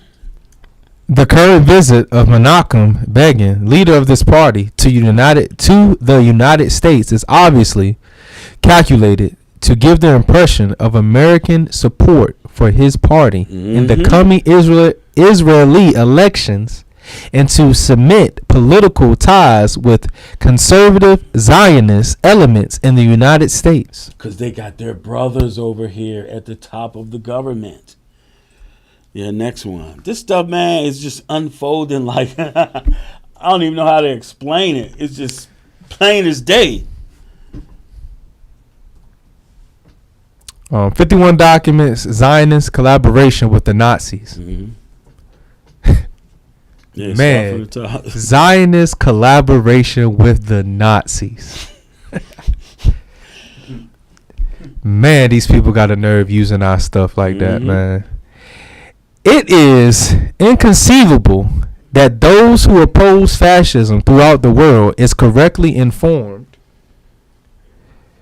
as to Mr. Begin's political record of perspectives could add their names in support to the movement he represents. Right. So like Benjamin Netanyahu came over here and got support and opinion over here in the United States. And he came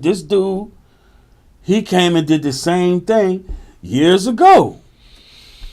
Now jump down to the public. Yes, sir. The public avowals of Begin's party are no guide whatever to his actual character.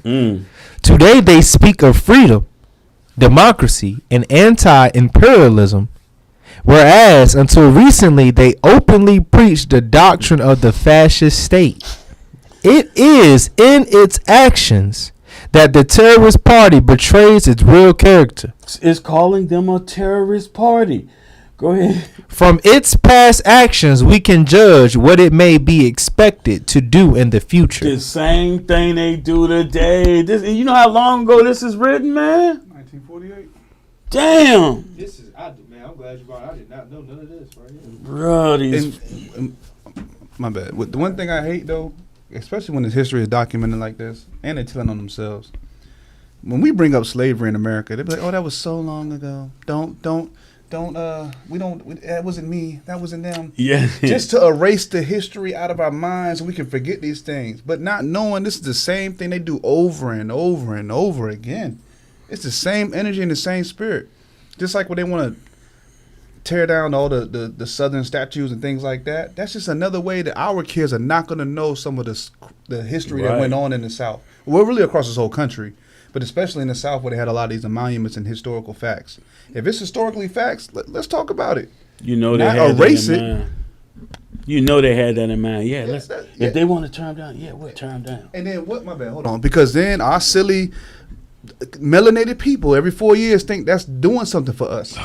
And they use that, oh yeah, we're going to tear the statues down. They use that as a political agenda to make our people vote on something that means absolutely nothing.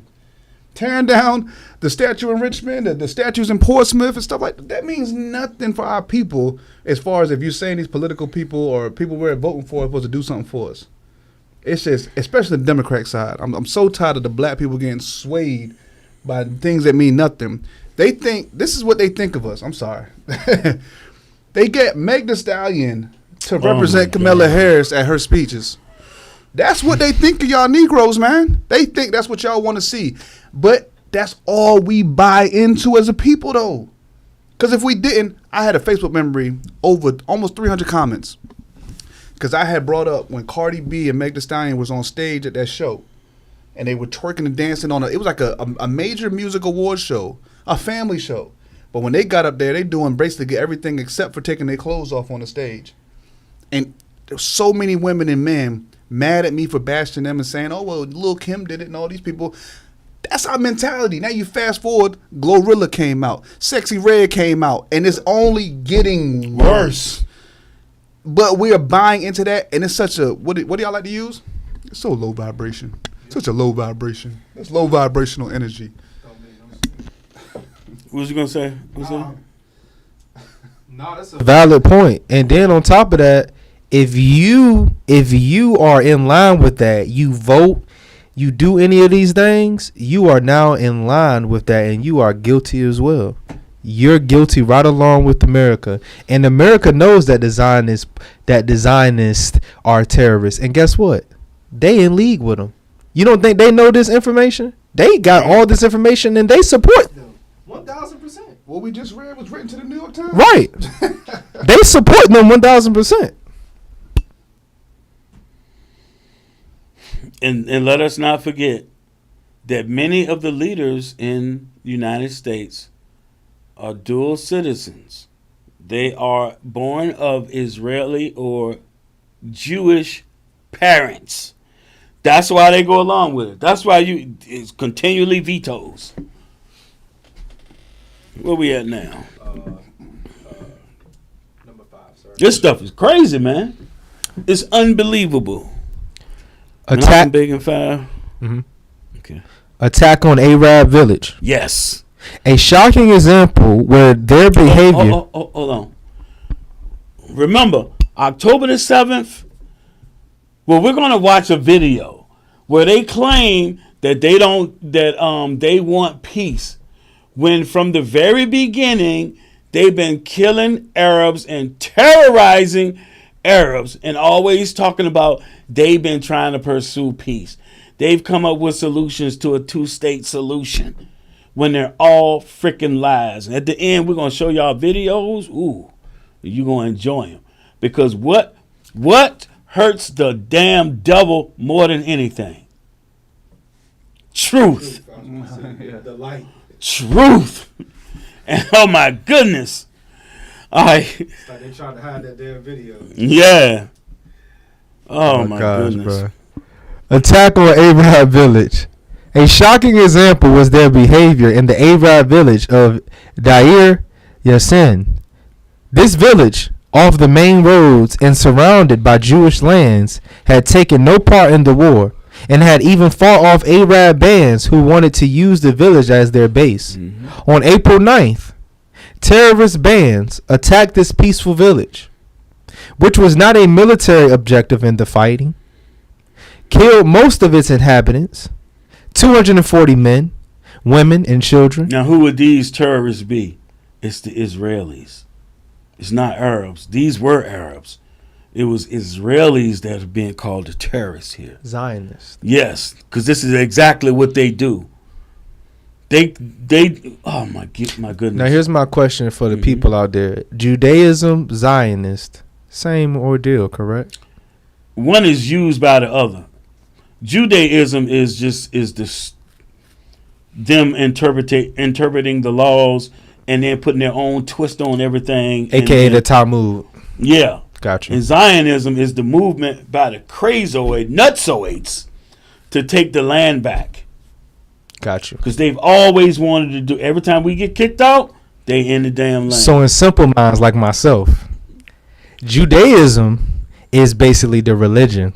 Yes. Zionist is a movement. Yes. Like the what's the movement over here? I'm sorry, y'all. The Black Lives Matter. Oh yeah. It's like a movement like that, right? But on a more extreme level. Yeah, much more extreme. Like they ISIS. They want to take the land for themselves. Like ISIS, gotcha. Which is fascism. Gotcha. All right. I'm gonna start from the top. On April 9th, terrorist bands attacked this peaceful village, which was not a military objective in the fighting, killed most of its inhabitants, 240 men, women, and children, and kept a few of them alive to parade as captives through the streets of Jerusalem. Most of the Jewish community was horrified at the deed, and the Jewish agency sent a telegram of apology to King Abdullah of Transjordan.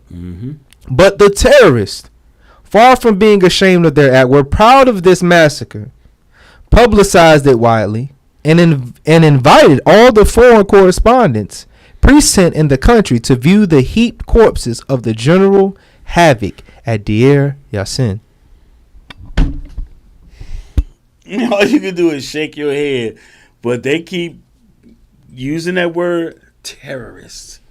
The terrorists. Hamas terrorists. The terrorist tunnel. I ain't gonna be able to second. Okay. We can keep going. Go to the next one. This stuff is. All right.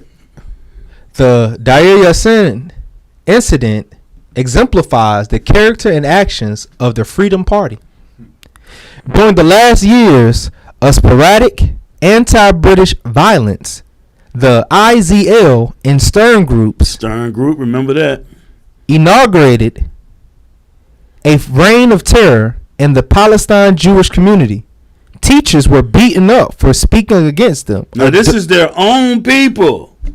This is how bad they were when they were coming against their own people. Teachers were beaten up for speaking against them. Go ahead. Adults were shot for not letting their children join them. By gangster methods, beatings, window smashing, and widespread robberies, the terrorists intimidated the population and exacted a heavy tribute. But the point is, these are the Israelis, the Zionists. They're the terrorists. They go into the land as the damn terrorists. They're the synagogue of Satan. That's what we've been teaching people for years, man. Yep. The people of the Freedom Party have had which was Menachem Begin. Go ahead. Have had no part in the constructive achievements in Palestine. They have reclaimed no land, built no settlements, and only distracted from the Jewish defense activity. Their much publicized immigration endeavors were minute and devoted mainly to bringing in fascist compatriots. So their focus was bringing in more people that were in fascism. This is still in 1948. It's the same section. Yeah, because this is them coming into the land. This is how they got the land. Literally, exactly what's going on today. Coming to you. Which one we at now? That's it. Oh, that was it for Menachem Begin. Okay. Yes, sir. So now the Stern Gang. Gotcha. Dude. Yeah. Stern Gang You did a lot 1. of reading, bro. I got you. Yeah, we're almost done. So you can. This is short class. That's what I like. It's all good. I needed this class though, right here. 1944. The Stern Gang assassinated Lord Monet, Churchill's High Commissioner for the Middle East. Now, what did Israel do a couple weeks ago? Assassinated the leader of Hamas. They assassinated 2 leaders. A while ago, they assassinated more. They always doing it. They have a group called Mossad, their secret service, and they go around assassinate their enemies. America. They assassinate leaders. Damn. They get the job done. Yes, sir. In 1948, they assassinated Swedish Count Folk Bernadotte, formerly of the Red Cross, then the UN Special Mediator for Palestine, and the new labor-led Israeli government outlawed the group, although individuals were later allowed to integrate. Yeah, they became a part of these assassins now. This group now became a part of the government. Go ahead. And I'm reading over again. Although individuals were later allowed to integrate into the military/police complex, the labor rights saw these assassins as Zionism's lunatic fringe, but post 48, most of them rejoined the revisionist Harut Party, and Menachem Begin's government brought them retroactively into the pantheon of official Zionist heroes. They became these terrorists became heroes, like the rapists. They're heroes. Next one.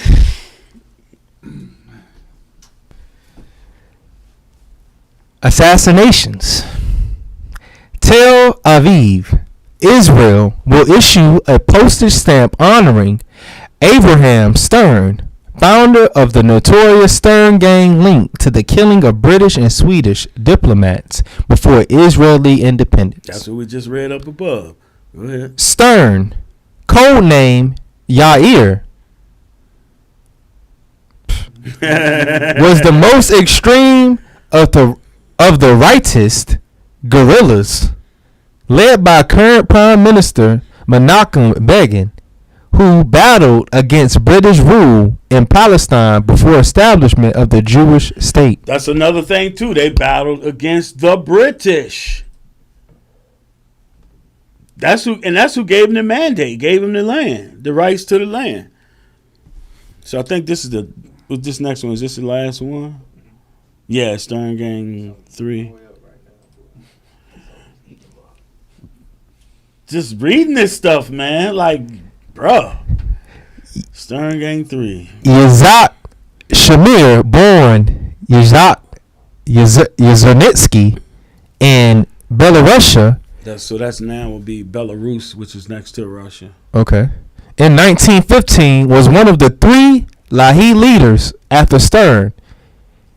He definitely organized the Moyen assassination. Mm-hmm. And many Israeli historians see him as organizing the Bernadotte slaying. Yep. In 1955, Labor recruited the assassin master into the secret police. Yeah, he in the secret police now, right? Go ahead. And retired in 1965, he joined Harut and became the successful Likud Party's choice to replace. Who's the Likud Party today? Benjamin Netanyahu. Benyahu. Yeah, I keep forgetting the Benyahu part. Dang. he joined Harut and became the successful Likud party's choice to replace Menachem Begin after the prime minister went mad, blaming himself for his wife's death. Right. Mr. Yitzhak Shamir, the Israeli prime minister, has given an interview covering the most controversial aspects of his past as leader of the Jewish terrorist group known as the Stern Gang and one of the top undercover agents in the Mossad, Israel's secret service. So Mossad is the Israeli secret service. So where did they get their people from? They were freaking terrorists.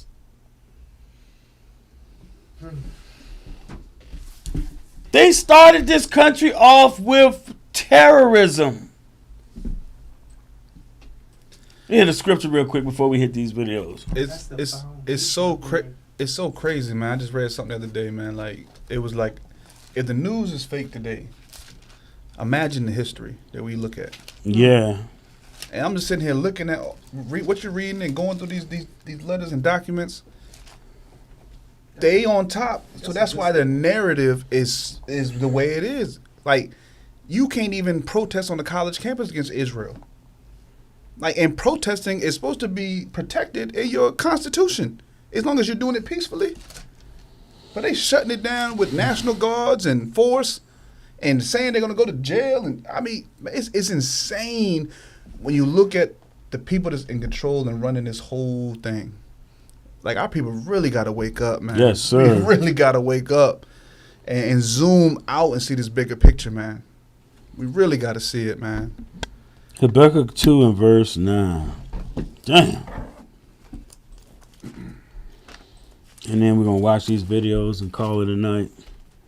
The book of Habakkuk, chapter 2 and verse 9. Woe to him that coveteth an evil covetousness. Now start at 6. Verse 6. I'm sorry.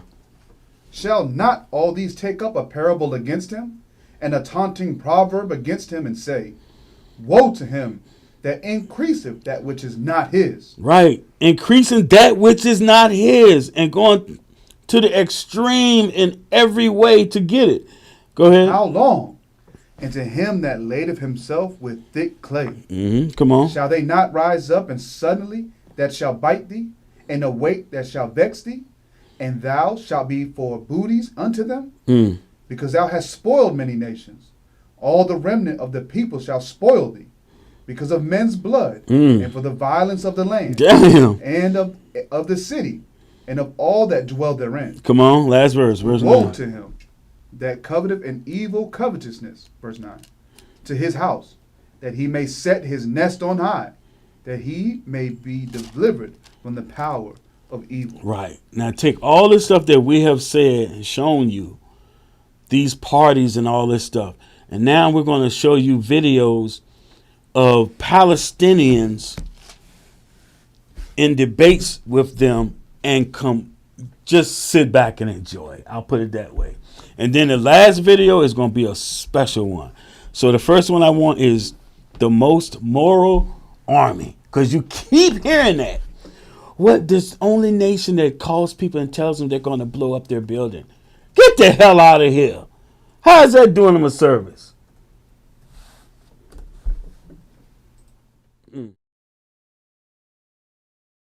You may have heard the claim that Israel has the most moral army in the world. This claim is repeated by Israeli government officials and their apologists, but does it stand up to scrutiny? Well, let's look at the facts. The Israeli army has an extensive and ongoing record of indiscriminate attacks on Palestinian civilians and flattening of entire neighborhoods, leading to thousands of civilian deaths. During Israel's 2006 war on Lebanon, an Israeli military commander was quoted saying this to the Israeli press: "What we did was insane and monstrous. We covered entire towns in cluster bombs." This was in reference to Israel dropping up to 4 million cluster submunitions all over South Lebanon, in the final days of the war, when everybody understood that a ceasefire was imminent. Human Rights Watch notes that this bombing campaign was indiscriminate and left up to 1 million cluster munitions unexploded on the ground. For many years after the war, these cluster bombs continued to kill dozens of children in Lebanon and injure hundreds. The Israeli army also has a long history of using Palestinian civilians, including children, as human shields, with well over 1,000 cases documented since the year 2000. Now, after human rights groups objected to the practice, the Israeli Supreme Court banned it in 2005. But the Israeli defense establishment objected to that ruling. And while they lost the appeal and the use of Palestinian civilians as human shields remains technically illegal, the practice continues because Israel does not seriously punish soldiers who engage in it. In the case of soldiers who were caught using a Palestinian boy as a human shield in Gaza during Operation Cast Lead, Human Rights Watch described their symbolic punishment as inadequate and a slap on the wrist, and said that we can expect the practice to continue because Israel does not take it seriously. During the First Intifada, the Israeli army was carrying out orders to break the bones of Palestinian demonstrators who were protesting against Israel's illegal occupation of their country. More recently than that, they've even been caught on video shooting and killing unarmed demonstrators. At the precise moment when Nawara was shot, CNN's camera was rolling, filming an Israeli soldier shooting his rifle at the Palestinians. And if video evidence weren't compelling enough, Israeli soldiers have stepped forward with confessions about being encouraged to shoot at unarmed Palestinians. אין כזה דבר אזרחי מבחינתנו. מבחינתנו, אנחנו מזהים מישהו, אנחנו פשוט יורים בו. All of these crimes are documented and condemned by virtually every major human rights organization in the world, from Amnesty International to Human Rights Watch, and even to Israeli human rights organizations like B'Tselem. And then there is the abuse of Palestinian children in Israeli military detention. Children are arrested and prosecuted by the hundreds each year, the overwhelming majority of whom endure physical violence. They're often snatched in the middle of the night, denied access to their family, and are abused into producing forced confessions.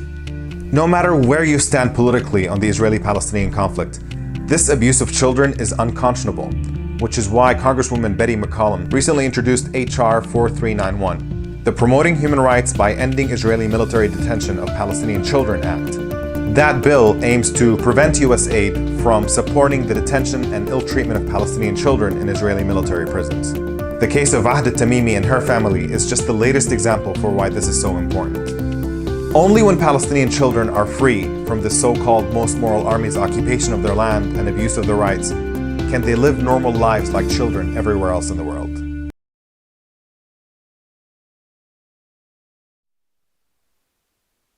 Oh, you gotta say something?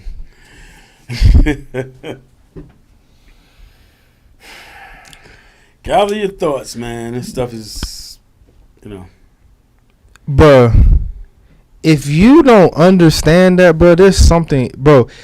People that you talk to, if you don't see that they're the devil, if you don't see this and be like, wow, they're the devil, you gotta evaluate yourself, bro. Mm-hmm. Real talk. And then number two, that act is basically she's going against America's support for this. They sending them money to support this. Yes. Every time I get paid, the government is taking money out of my check, taxing the hell out of my check that I'm working for, and they go and sending all this money to support these type of acts instead of putting the money back into our pockets. Think how wicked that is. They taking our money, going out there and doing devilish acts instead of giving the money back to. Stop taking my money out to go do that, yo. Bro, what about the homeless people? People living under bridges and all kinds of stuff. They said with the amount of money they gave Ukraine and all these donations, we could have been solved hunger. Yeah. In America, homelessness in America. Yeah. It wouldn't have been an issue. And the go back off of what Jose was saying, like that's my issue when, especially during this election year, so a lot of our people think they understand how these things go. The problem I have with politics is it's not transparent. It's not just like this stuff. It's not transparent, and that's what I'm saying. So for our country to be involved in it, and we don't know what the fine print is, how can I make a conscious decision to make a good vote? Yeah, you can. So even if you want to, we already know we're supposed to vote for Christ. That's who our king is. We know that. But say you did think you had the choice. You're not making an educated choice at all. And that's why the last time I went on my little rant a few minutes ago is why they throw Megan Thee Stallion just to persuade you. Because you're not looking at none of the real issues, the real things that's going on in this world. Or what that law is attached to that's going to get other rights taken away or more power to the government. Like, we're not thinking, man, at all, man. We just easily entertain, and they just keep shucking and jiving and jigging in front of us, man. and we eat it up. I was also going to say, and that's a great point as well. I was also going to say that Biden, he had this thing where he was going to give, I don't know if y'all remember, he was going to, if you had like a Pell Grant as far as school, if you were somebody that used a Pell Grant, he was going to reduce what you owe by $20,000. Now, I'll give y'all a little education on this. Like me, I have debt because I went to school. Bro, if he would have given the people, those people back $20,000, but do you know how my credit would, bro? My credit would have skyrocketed, bro. Me too. Like it would have been a much better, situation for me and my family. But they couldn't even give us 20. Think about the amount of, like they're saying, the amount of money that they're sending for these devilish acts. They care more about what they're doing over there in Jerusalem, way more than what's going on at home. They don't give a damn about us. Right. They only care about their agendas. Their interests. That's why they fight in other places, because of their interests. And their interest is to keep running business of the United States. Which is war.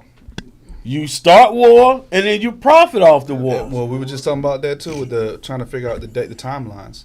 The two Great Depressions we had, we got out of them when we participated in the world wars.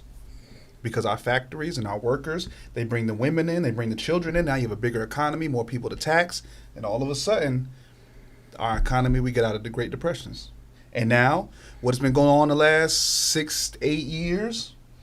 COVID in the middle of that, and our economy goes down, cost of interest, and all that stuff. I mean, I ain't trying to prolong it either, but it's so much into it, man. It's so like,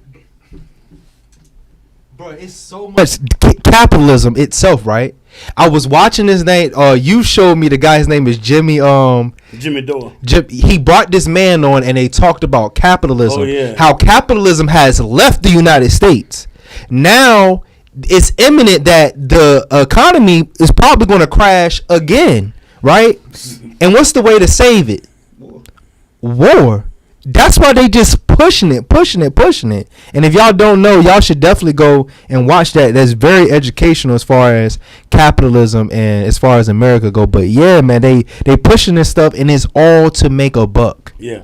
So they real quick, they'll tell you, they say socialism and communism doesn't work. And then the whole time they're doing everything in their power to crush the nations that's using or that's operating by socialism and communism. They're trying to crush them. But at the same time, in this capitalism is so corrupted that every 4 or 5 years there's a reset. And that's why these banks be going under and the government has to bail them out. That's one of the things the dude was saying. Capitalism does not work. I did watch that. Well, no. Capitalism could be better if you stop bailing these companies out. Because now you're putting the U.S. in more debt because you don't want Ford to go under. A few years ago, it was Sprint, and I work at a place where we get phones. Guess who the contract was?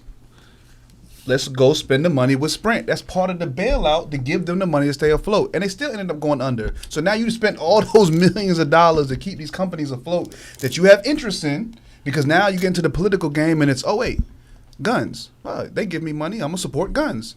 Pepsi. They supported my campaign. I'm not going to talk about how bad sugar is.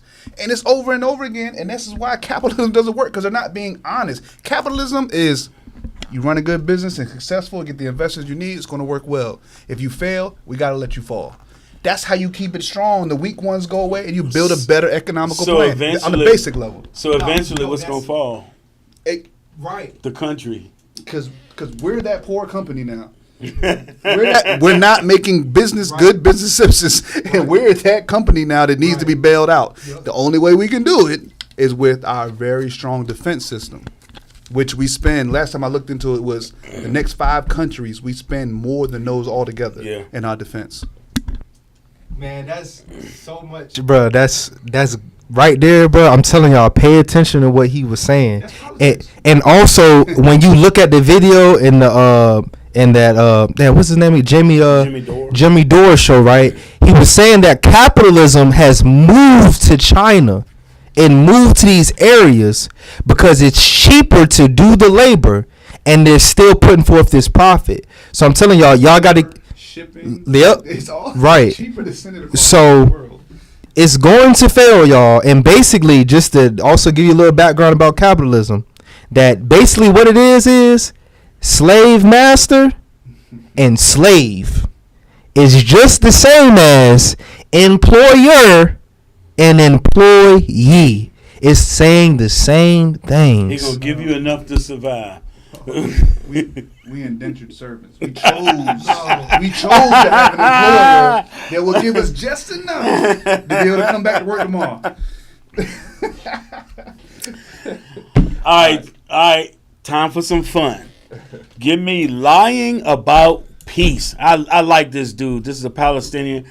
His name is Mr. Barghouti. Here we go.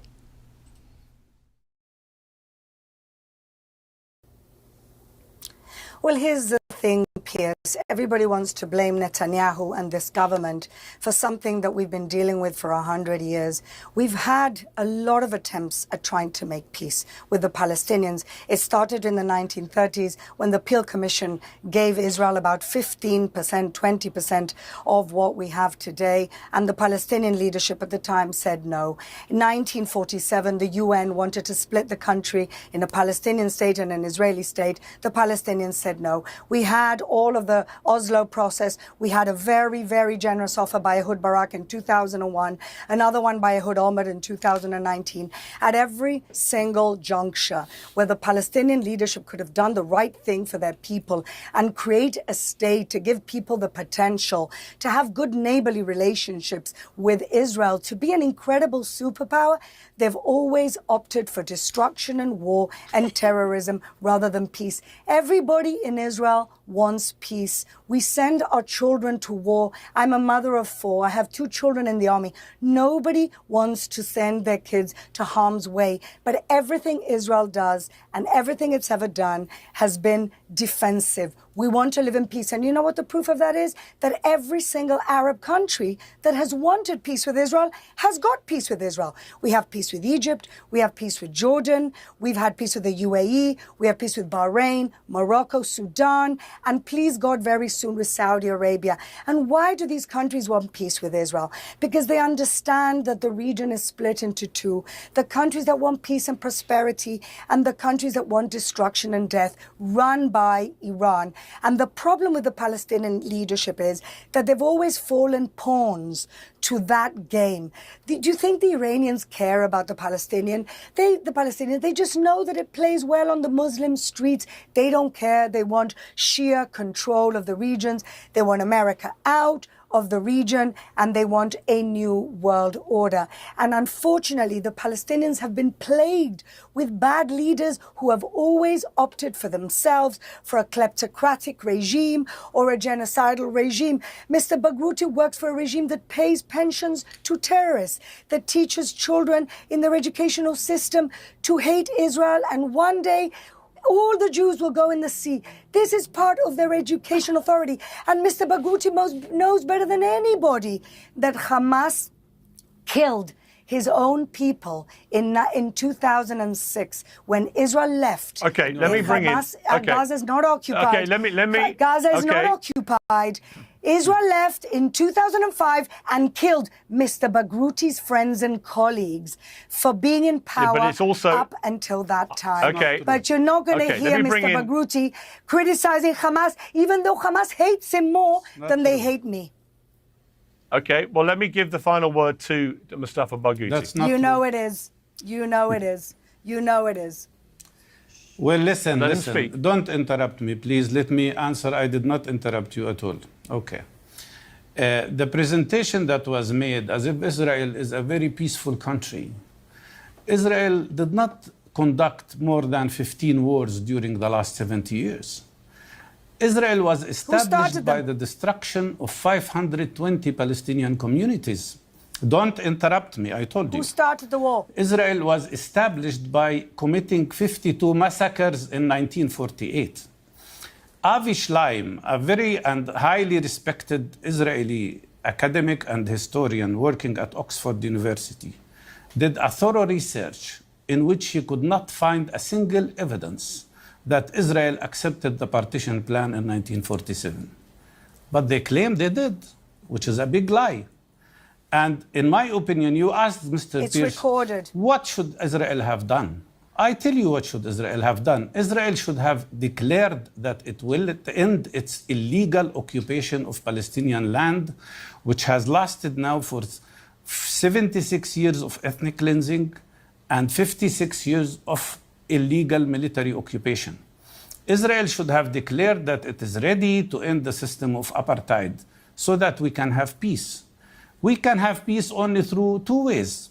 Either Israel would end its occupation of Palestinian land, remove its illegal settlers who are attacking us, terrorist settlers everywhere, remove them from the occupied territories, allow Palestinians to have a state of their own without occupation, without control, without hegemony, without apartheid, or let's live together in one democratic state with equal rights.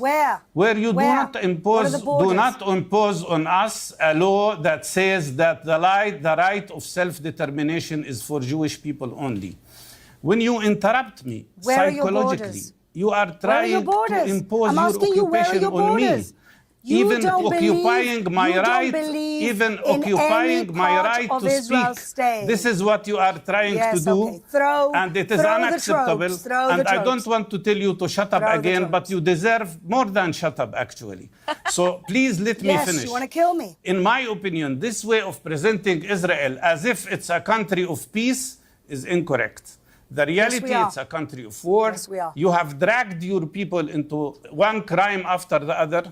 And you claim lies, continue to say lies about decapitation of children, about rape of women. You claim that Hamas is oppressing me without allowing me to say that this is not true. By which law you are doing that? And let me tell you, you say that I am against killing any child, Palestinian, Israeli, or any child anywhere. But you claim that 30 Israeli children were killed on the 7th of October. Tell me 10 names. No names were published. Do you believe in a two-state solution? It was not proven. Do you believe in a two-state solution, Only according to CNN and Western media, do you believe in a two-state the youngest solution? person who was killed on the 17th. Emotional damage! It was one young person who was only 14 years old that was killed on the 7th of October. And you claim 30 were killed.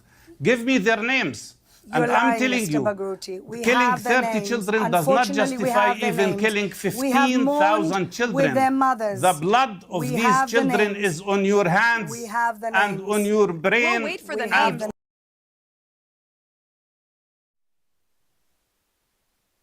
Y'all go ahead with your comments. That joint was epic. It's self-evident. I mean, that's literally. I mean, there's nothing. I had nothing to add to that. You see the manipulation and how they play on words and emotions. Because like he was saying, he's trying to get his point across, and she's still exerting her authority the same way their nation is doing the same thing over in that region now. We see it all the time when we go to camp. When you're trying to bring something out, and there's a spirit that comes on those people, and they will not let you speak to get it out. He was saying that their oppression is so bad that you're trying to oppress me by not allowing me to speak. And he ain't not. This man patiently listened to all her lies, and he composed himself and then started to speak. But you can look at her face and tell she's the damn devil. That's very easy to see and discern. That is Amalek 100%. And they just sit there and lie, and they all have that same spirit. They don't want you to speak, and they will just spew out a whole bunch of lies. That same devil spirit. We deal with the same thing with the Christians. You cannot get anywhere with them. They'll keep moving the target, keep cutting you off. It's the same freaking spirit. Told y'all you would enjoy that one. Now, so we got two of them down. The Most Moral Army, lying about peace. So now give me Mr. Barghouti again, fascism. Mr. Barghouti, he's the same dude.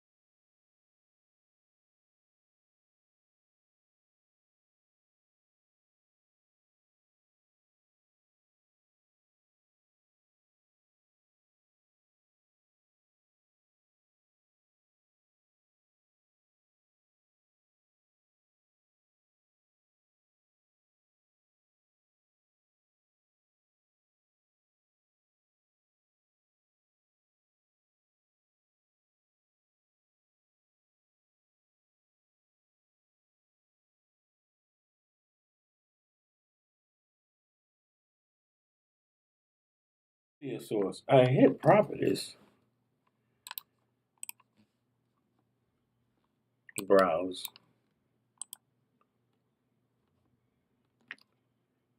Go desktop. Scroll down. Middle East eye. Scroll down. Show videos. Damn, I missed them. What the hell?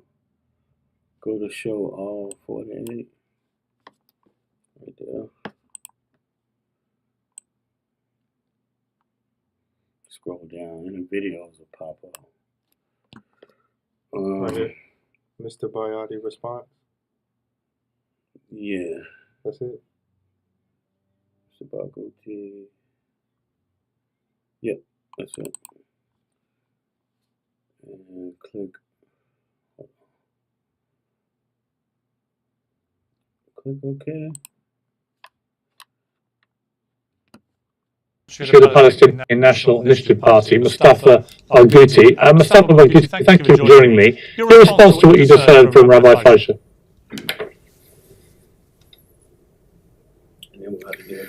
Well, there are several things. I think what was described is nothing but a fascist point of view. You're dealing with fascists in Israel. It's a fascist government, fascist spokesperson, who are advocating not only killing Palestinians, but also cutting off electricity and water and starving people to death. What is this? Even the Nazis did not come close to doing that. It's a horrible Holocaust that Israel is conducting in Gaza. And it's not defensive, because no army can claim it is defensive when it is occupying another people and another country. And it cannot call itself defensive when it is committing and conducting a system of apartheid against another people. And speaking about children, 16,800 Palestinian children killed by the Israeli army, that doesn't count. Aren't we equal human beings or not? 50,000 people killed, 72% of them are women and children. More than 90,000 people injured so far, many of whom will die because Israel has destroyed all hospitals, all medical facilities, all services. And they speak about defensive war. What kind of defensive war? This is an aggression, a terrible aggression. And because of that, I don't want to repeat what we told you many times on your program. Before the 7th of October, there was ethnic cleansing of Palestinians for 76 years. There was occupation of Palestinian land for 57 years. There was a system of apartheid and oppression. There were 1 million people arrested in the occupied Palestinian territories. And by the way, about the Golan, nobody can prove that this was a rocket thrown by Hezbollah. And Hezbollah asked for an international investigation. Why Israel refuses that? Why Israel refuses to have an international investigation of what happened in the Golan Heights? And the Golan Heights are occupied Syrian territories. And the citizens there are Syrian citizens, not Israeli citizens. They are occupied by force. And they don't want to be Israeli citizens. They're very clear about that. And at the end of the day, let them allow an international investigation committee to check what's going on. I am so worried about the situation, not only because of the injuries and the killing on our people, but also about the fact that now Gaza Strip is totally devastated in the worst kind of man-made humanitarian crisis. More than 1.5 million people are stuck now in a very little strip with no food, no medicine, no shelter, no place to go to, and the bombardment continues. Just because Netanyahu doesn't want to stop this war, and just because Netanyahu wants to save his guts, and wants to continue this war, because he knows that the end of this war means the end of his political career. This is terrible. And I can see that what we see in Israel, unfortunately, is the rise of fascism. And the proof to that is what you have seen yesterday when the Israeli fascists attacked even Israeli soldiers. Because they wanted to investigate the cases of Sdetiman prison, or concentration camp, I should say, where Palestinian prisoners were tortured to death. They were beaten, they were starved, they were shocked with electrical shocks, they were hanged, and some of them had their hands amputated because of the chains that were put on them, and some of them were raped. Sexual abuse and rape happened in Israeli prison, Sditi man, by Israeli soldiers. That's not my report, it's the Washington Post report. How could Israel live with that and still claims it is a democracy and claims that it is supporting human rights and that it is conducting a defensive war? Next one. Yeah, man. Yeah, like we were saying before we watched either one of these videos, what hurts them the most is truth. And you really see it with the women. That blonde chick, she just shaking her head the whole time, trying to deny it. It's true. And what do he use? He'll use sources like humanitarian sources, government sources, even Israeli sources say these things, and they just sit there and deny it. You're the freaking worst people this earth has ever seen. Hey man, deny. Right. Remember he said in that movie, why didn't you tell us about Area 51? He said, plausible deniability. That's their thing. All right, last one. Unless you got something to say? Mm-hmm. Last one. Now, listen to this guy. It's kind of hard to listen to him because he's so soft-spoken. In 1948, they wanted everybody to go to the land of Israel. So listen carefully. This dude is telling you, we read about Mossad, right? They come from terrorists. And the military and the police were former terrorists. These people, you had communities of Jewish people everywhere. They were bombing and doing things to their own people in these communities to force them to go to the land of Israel so that they could make prophecy come true. Last video.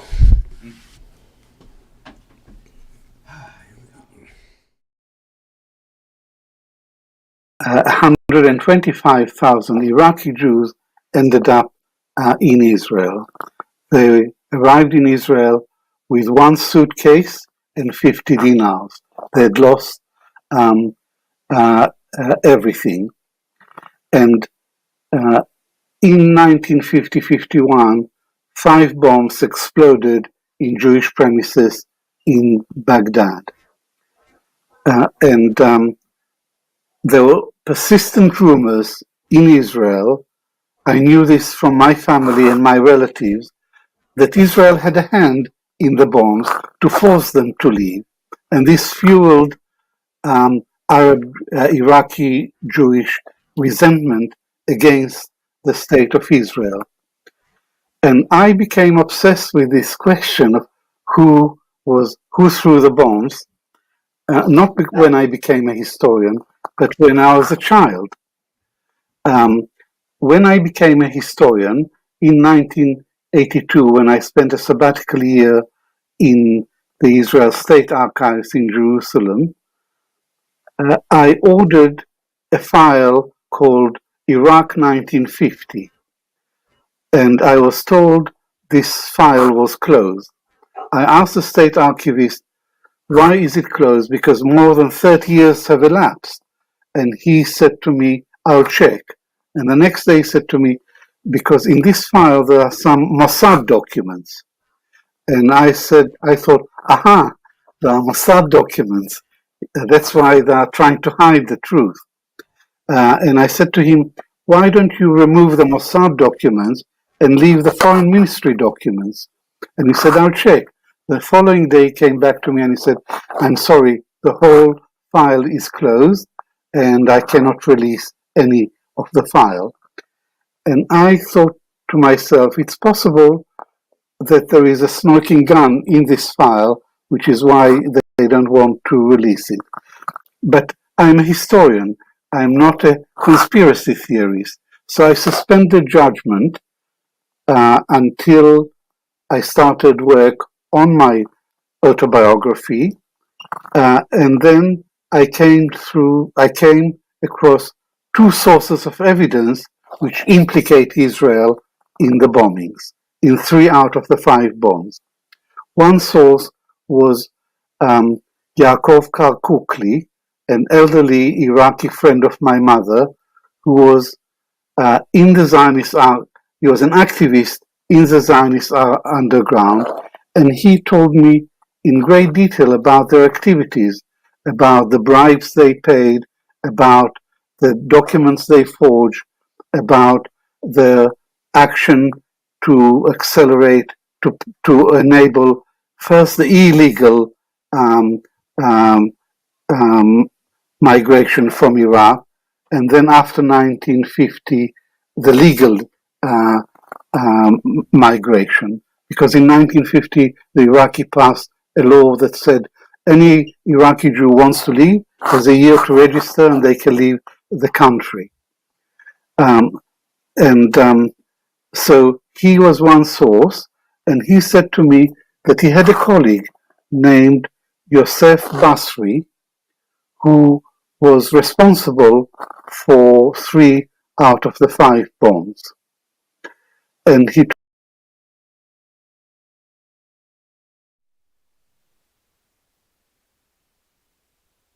was responsible for 3 out of the 5 bombs. What more can we say? Like, this is a lot of stuff to take in, and there's a lot of stuff we don't even know. Right. I mean, it's not something like, well, this just covered a few situations over the last 80 years, and we only spent 2 hours on it. So it's Yep. That's I was alluding to that earlier. Like, it's just not transparent. They the head and America's the tail. America's doing the same. That's why America has their back in everything. Everything. They the worst of the worst, man. Look, we're gonna go ahead and close out. This is some heavy stuff, some heavy stuff on your mind. What do you think about? Oh yeah, you can play that, but last 2 scriptures, Revelation 2:9 and Revelation 3:9.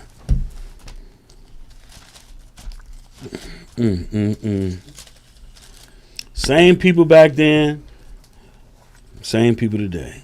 The book of Revelation, chapter 2 and verse 9. I know thy works, and tribulation and poverty, but thou art rich. And I know the blasphemy of them which say they are Jews, and are not, but are the synagogue of Satan. The book of Revelation, chapter 3 and verse 9. Behold, I will make them of the synagogue of Satan, which say they are Jews, and are not, but do lie. But do lie. Behold, I will make them to come and worship before thy feet, and to know that I have loved thee. Right, the Lord's going to make it known that he loves us and not them. And what do we have to do? We got to put out righteous judgment on the face of the earth. It begins with our people. We got to gather together our people and get them to repent.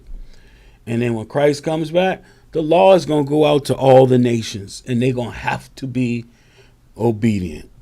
Only thing that's going to bring peace on the earth is first violence and then God's law. It's a lot to take in, y'all. You're going to have to watch this a few times. It'd be good to do it, though. Watch this a few times and really get this in your spirit. The most deplorable people on the face of the earth. And they can't hide their spirit. They can't hide it. Regardless of what they look like. They cannot hide it. I'm your brother Jacob. Brother Roy. And Brother Jose on OBS. With that, y'all, we say shalom. Hear ye the word which the Lord speaketh unto you, O house of Israel. So he just told you the audience. He didn't say the whole world. He said, hear the words speaking to you, O house of Israel. Verse 2. Thus saith the Lord, learn not the way of the heathen. This ain't me saying it. This ain't Pastor Pork Chop saying it. Nobody else saying this. The Lord said, learn outside of that is evil. It's the other nations. Gather yourselves together, a nation of desire. Gather yourselves together and lift your hands up high. Gather yourselves together, nation of desire. Gather yourselves together, 'cause you're not alone. We've gone all week, yeah, in captivity. Captivity is tough, y'all. Looking forward to see Matthew 12 and 15. Gather yourselves together, a nation of desire. Gather yourselves together and lift your hands up high. Gather yourselves together, nation of desire. Gather yourselves together, 'cause you're not alone. How can we not enjoy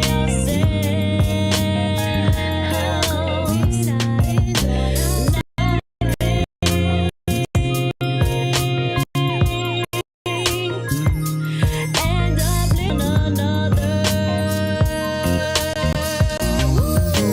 Gather yourselves together, a nation of desire.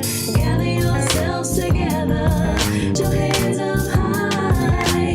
Gather yourselves together, nation of desire. Gather yourselves together, 'cause you're not alone. Oh, gather yourselves as that day is drawn nigh.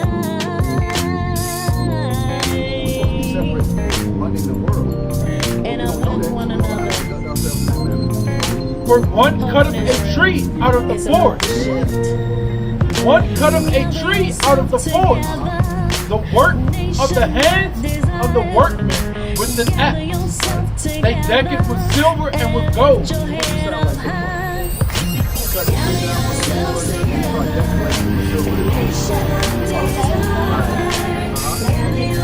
They fasten it with nails and with hammers, that it move not.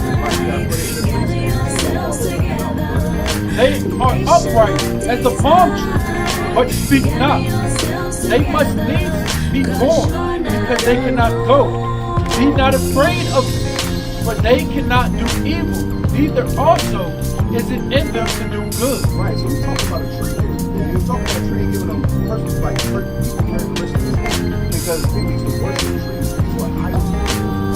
So then when we put this tree around, what does it represent? We represent the same as that tree. So we gotta, now we know, all right, we shouldn't be idolizing trees. Well, we're just doing it for the kids, but what are you teaching them?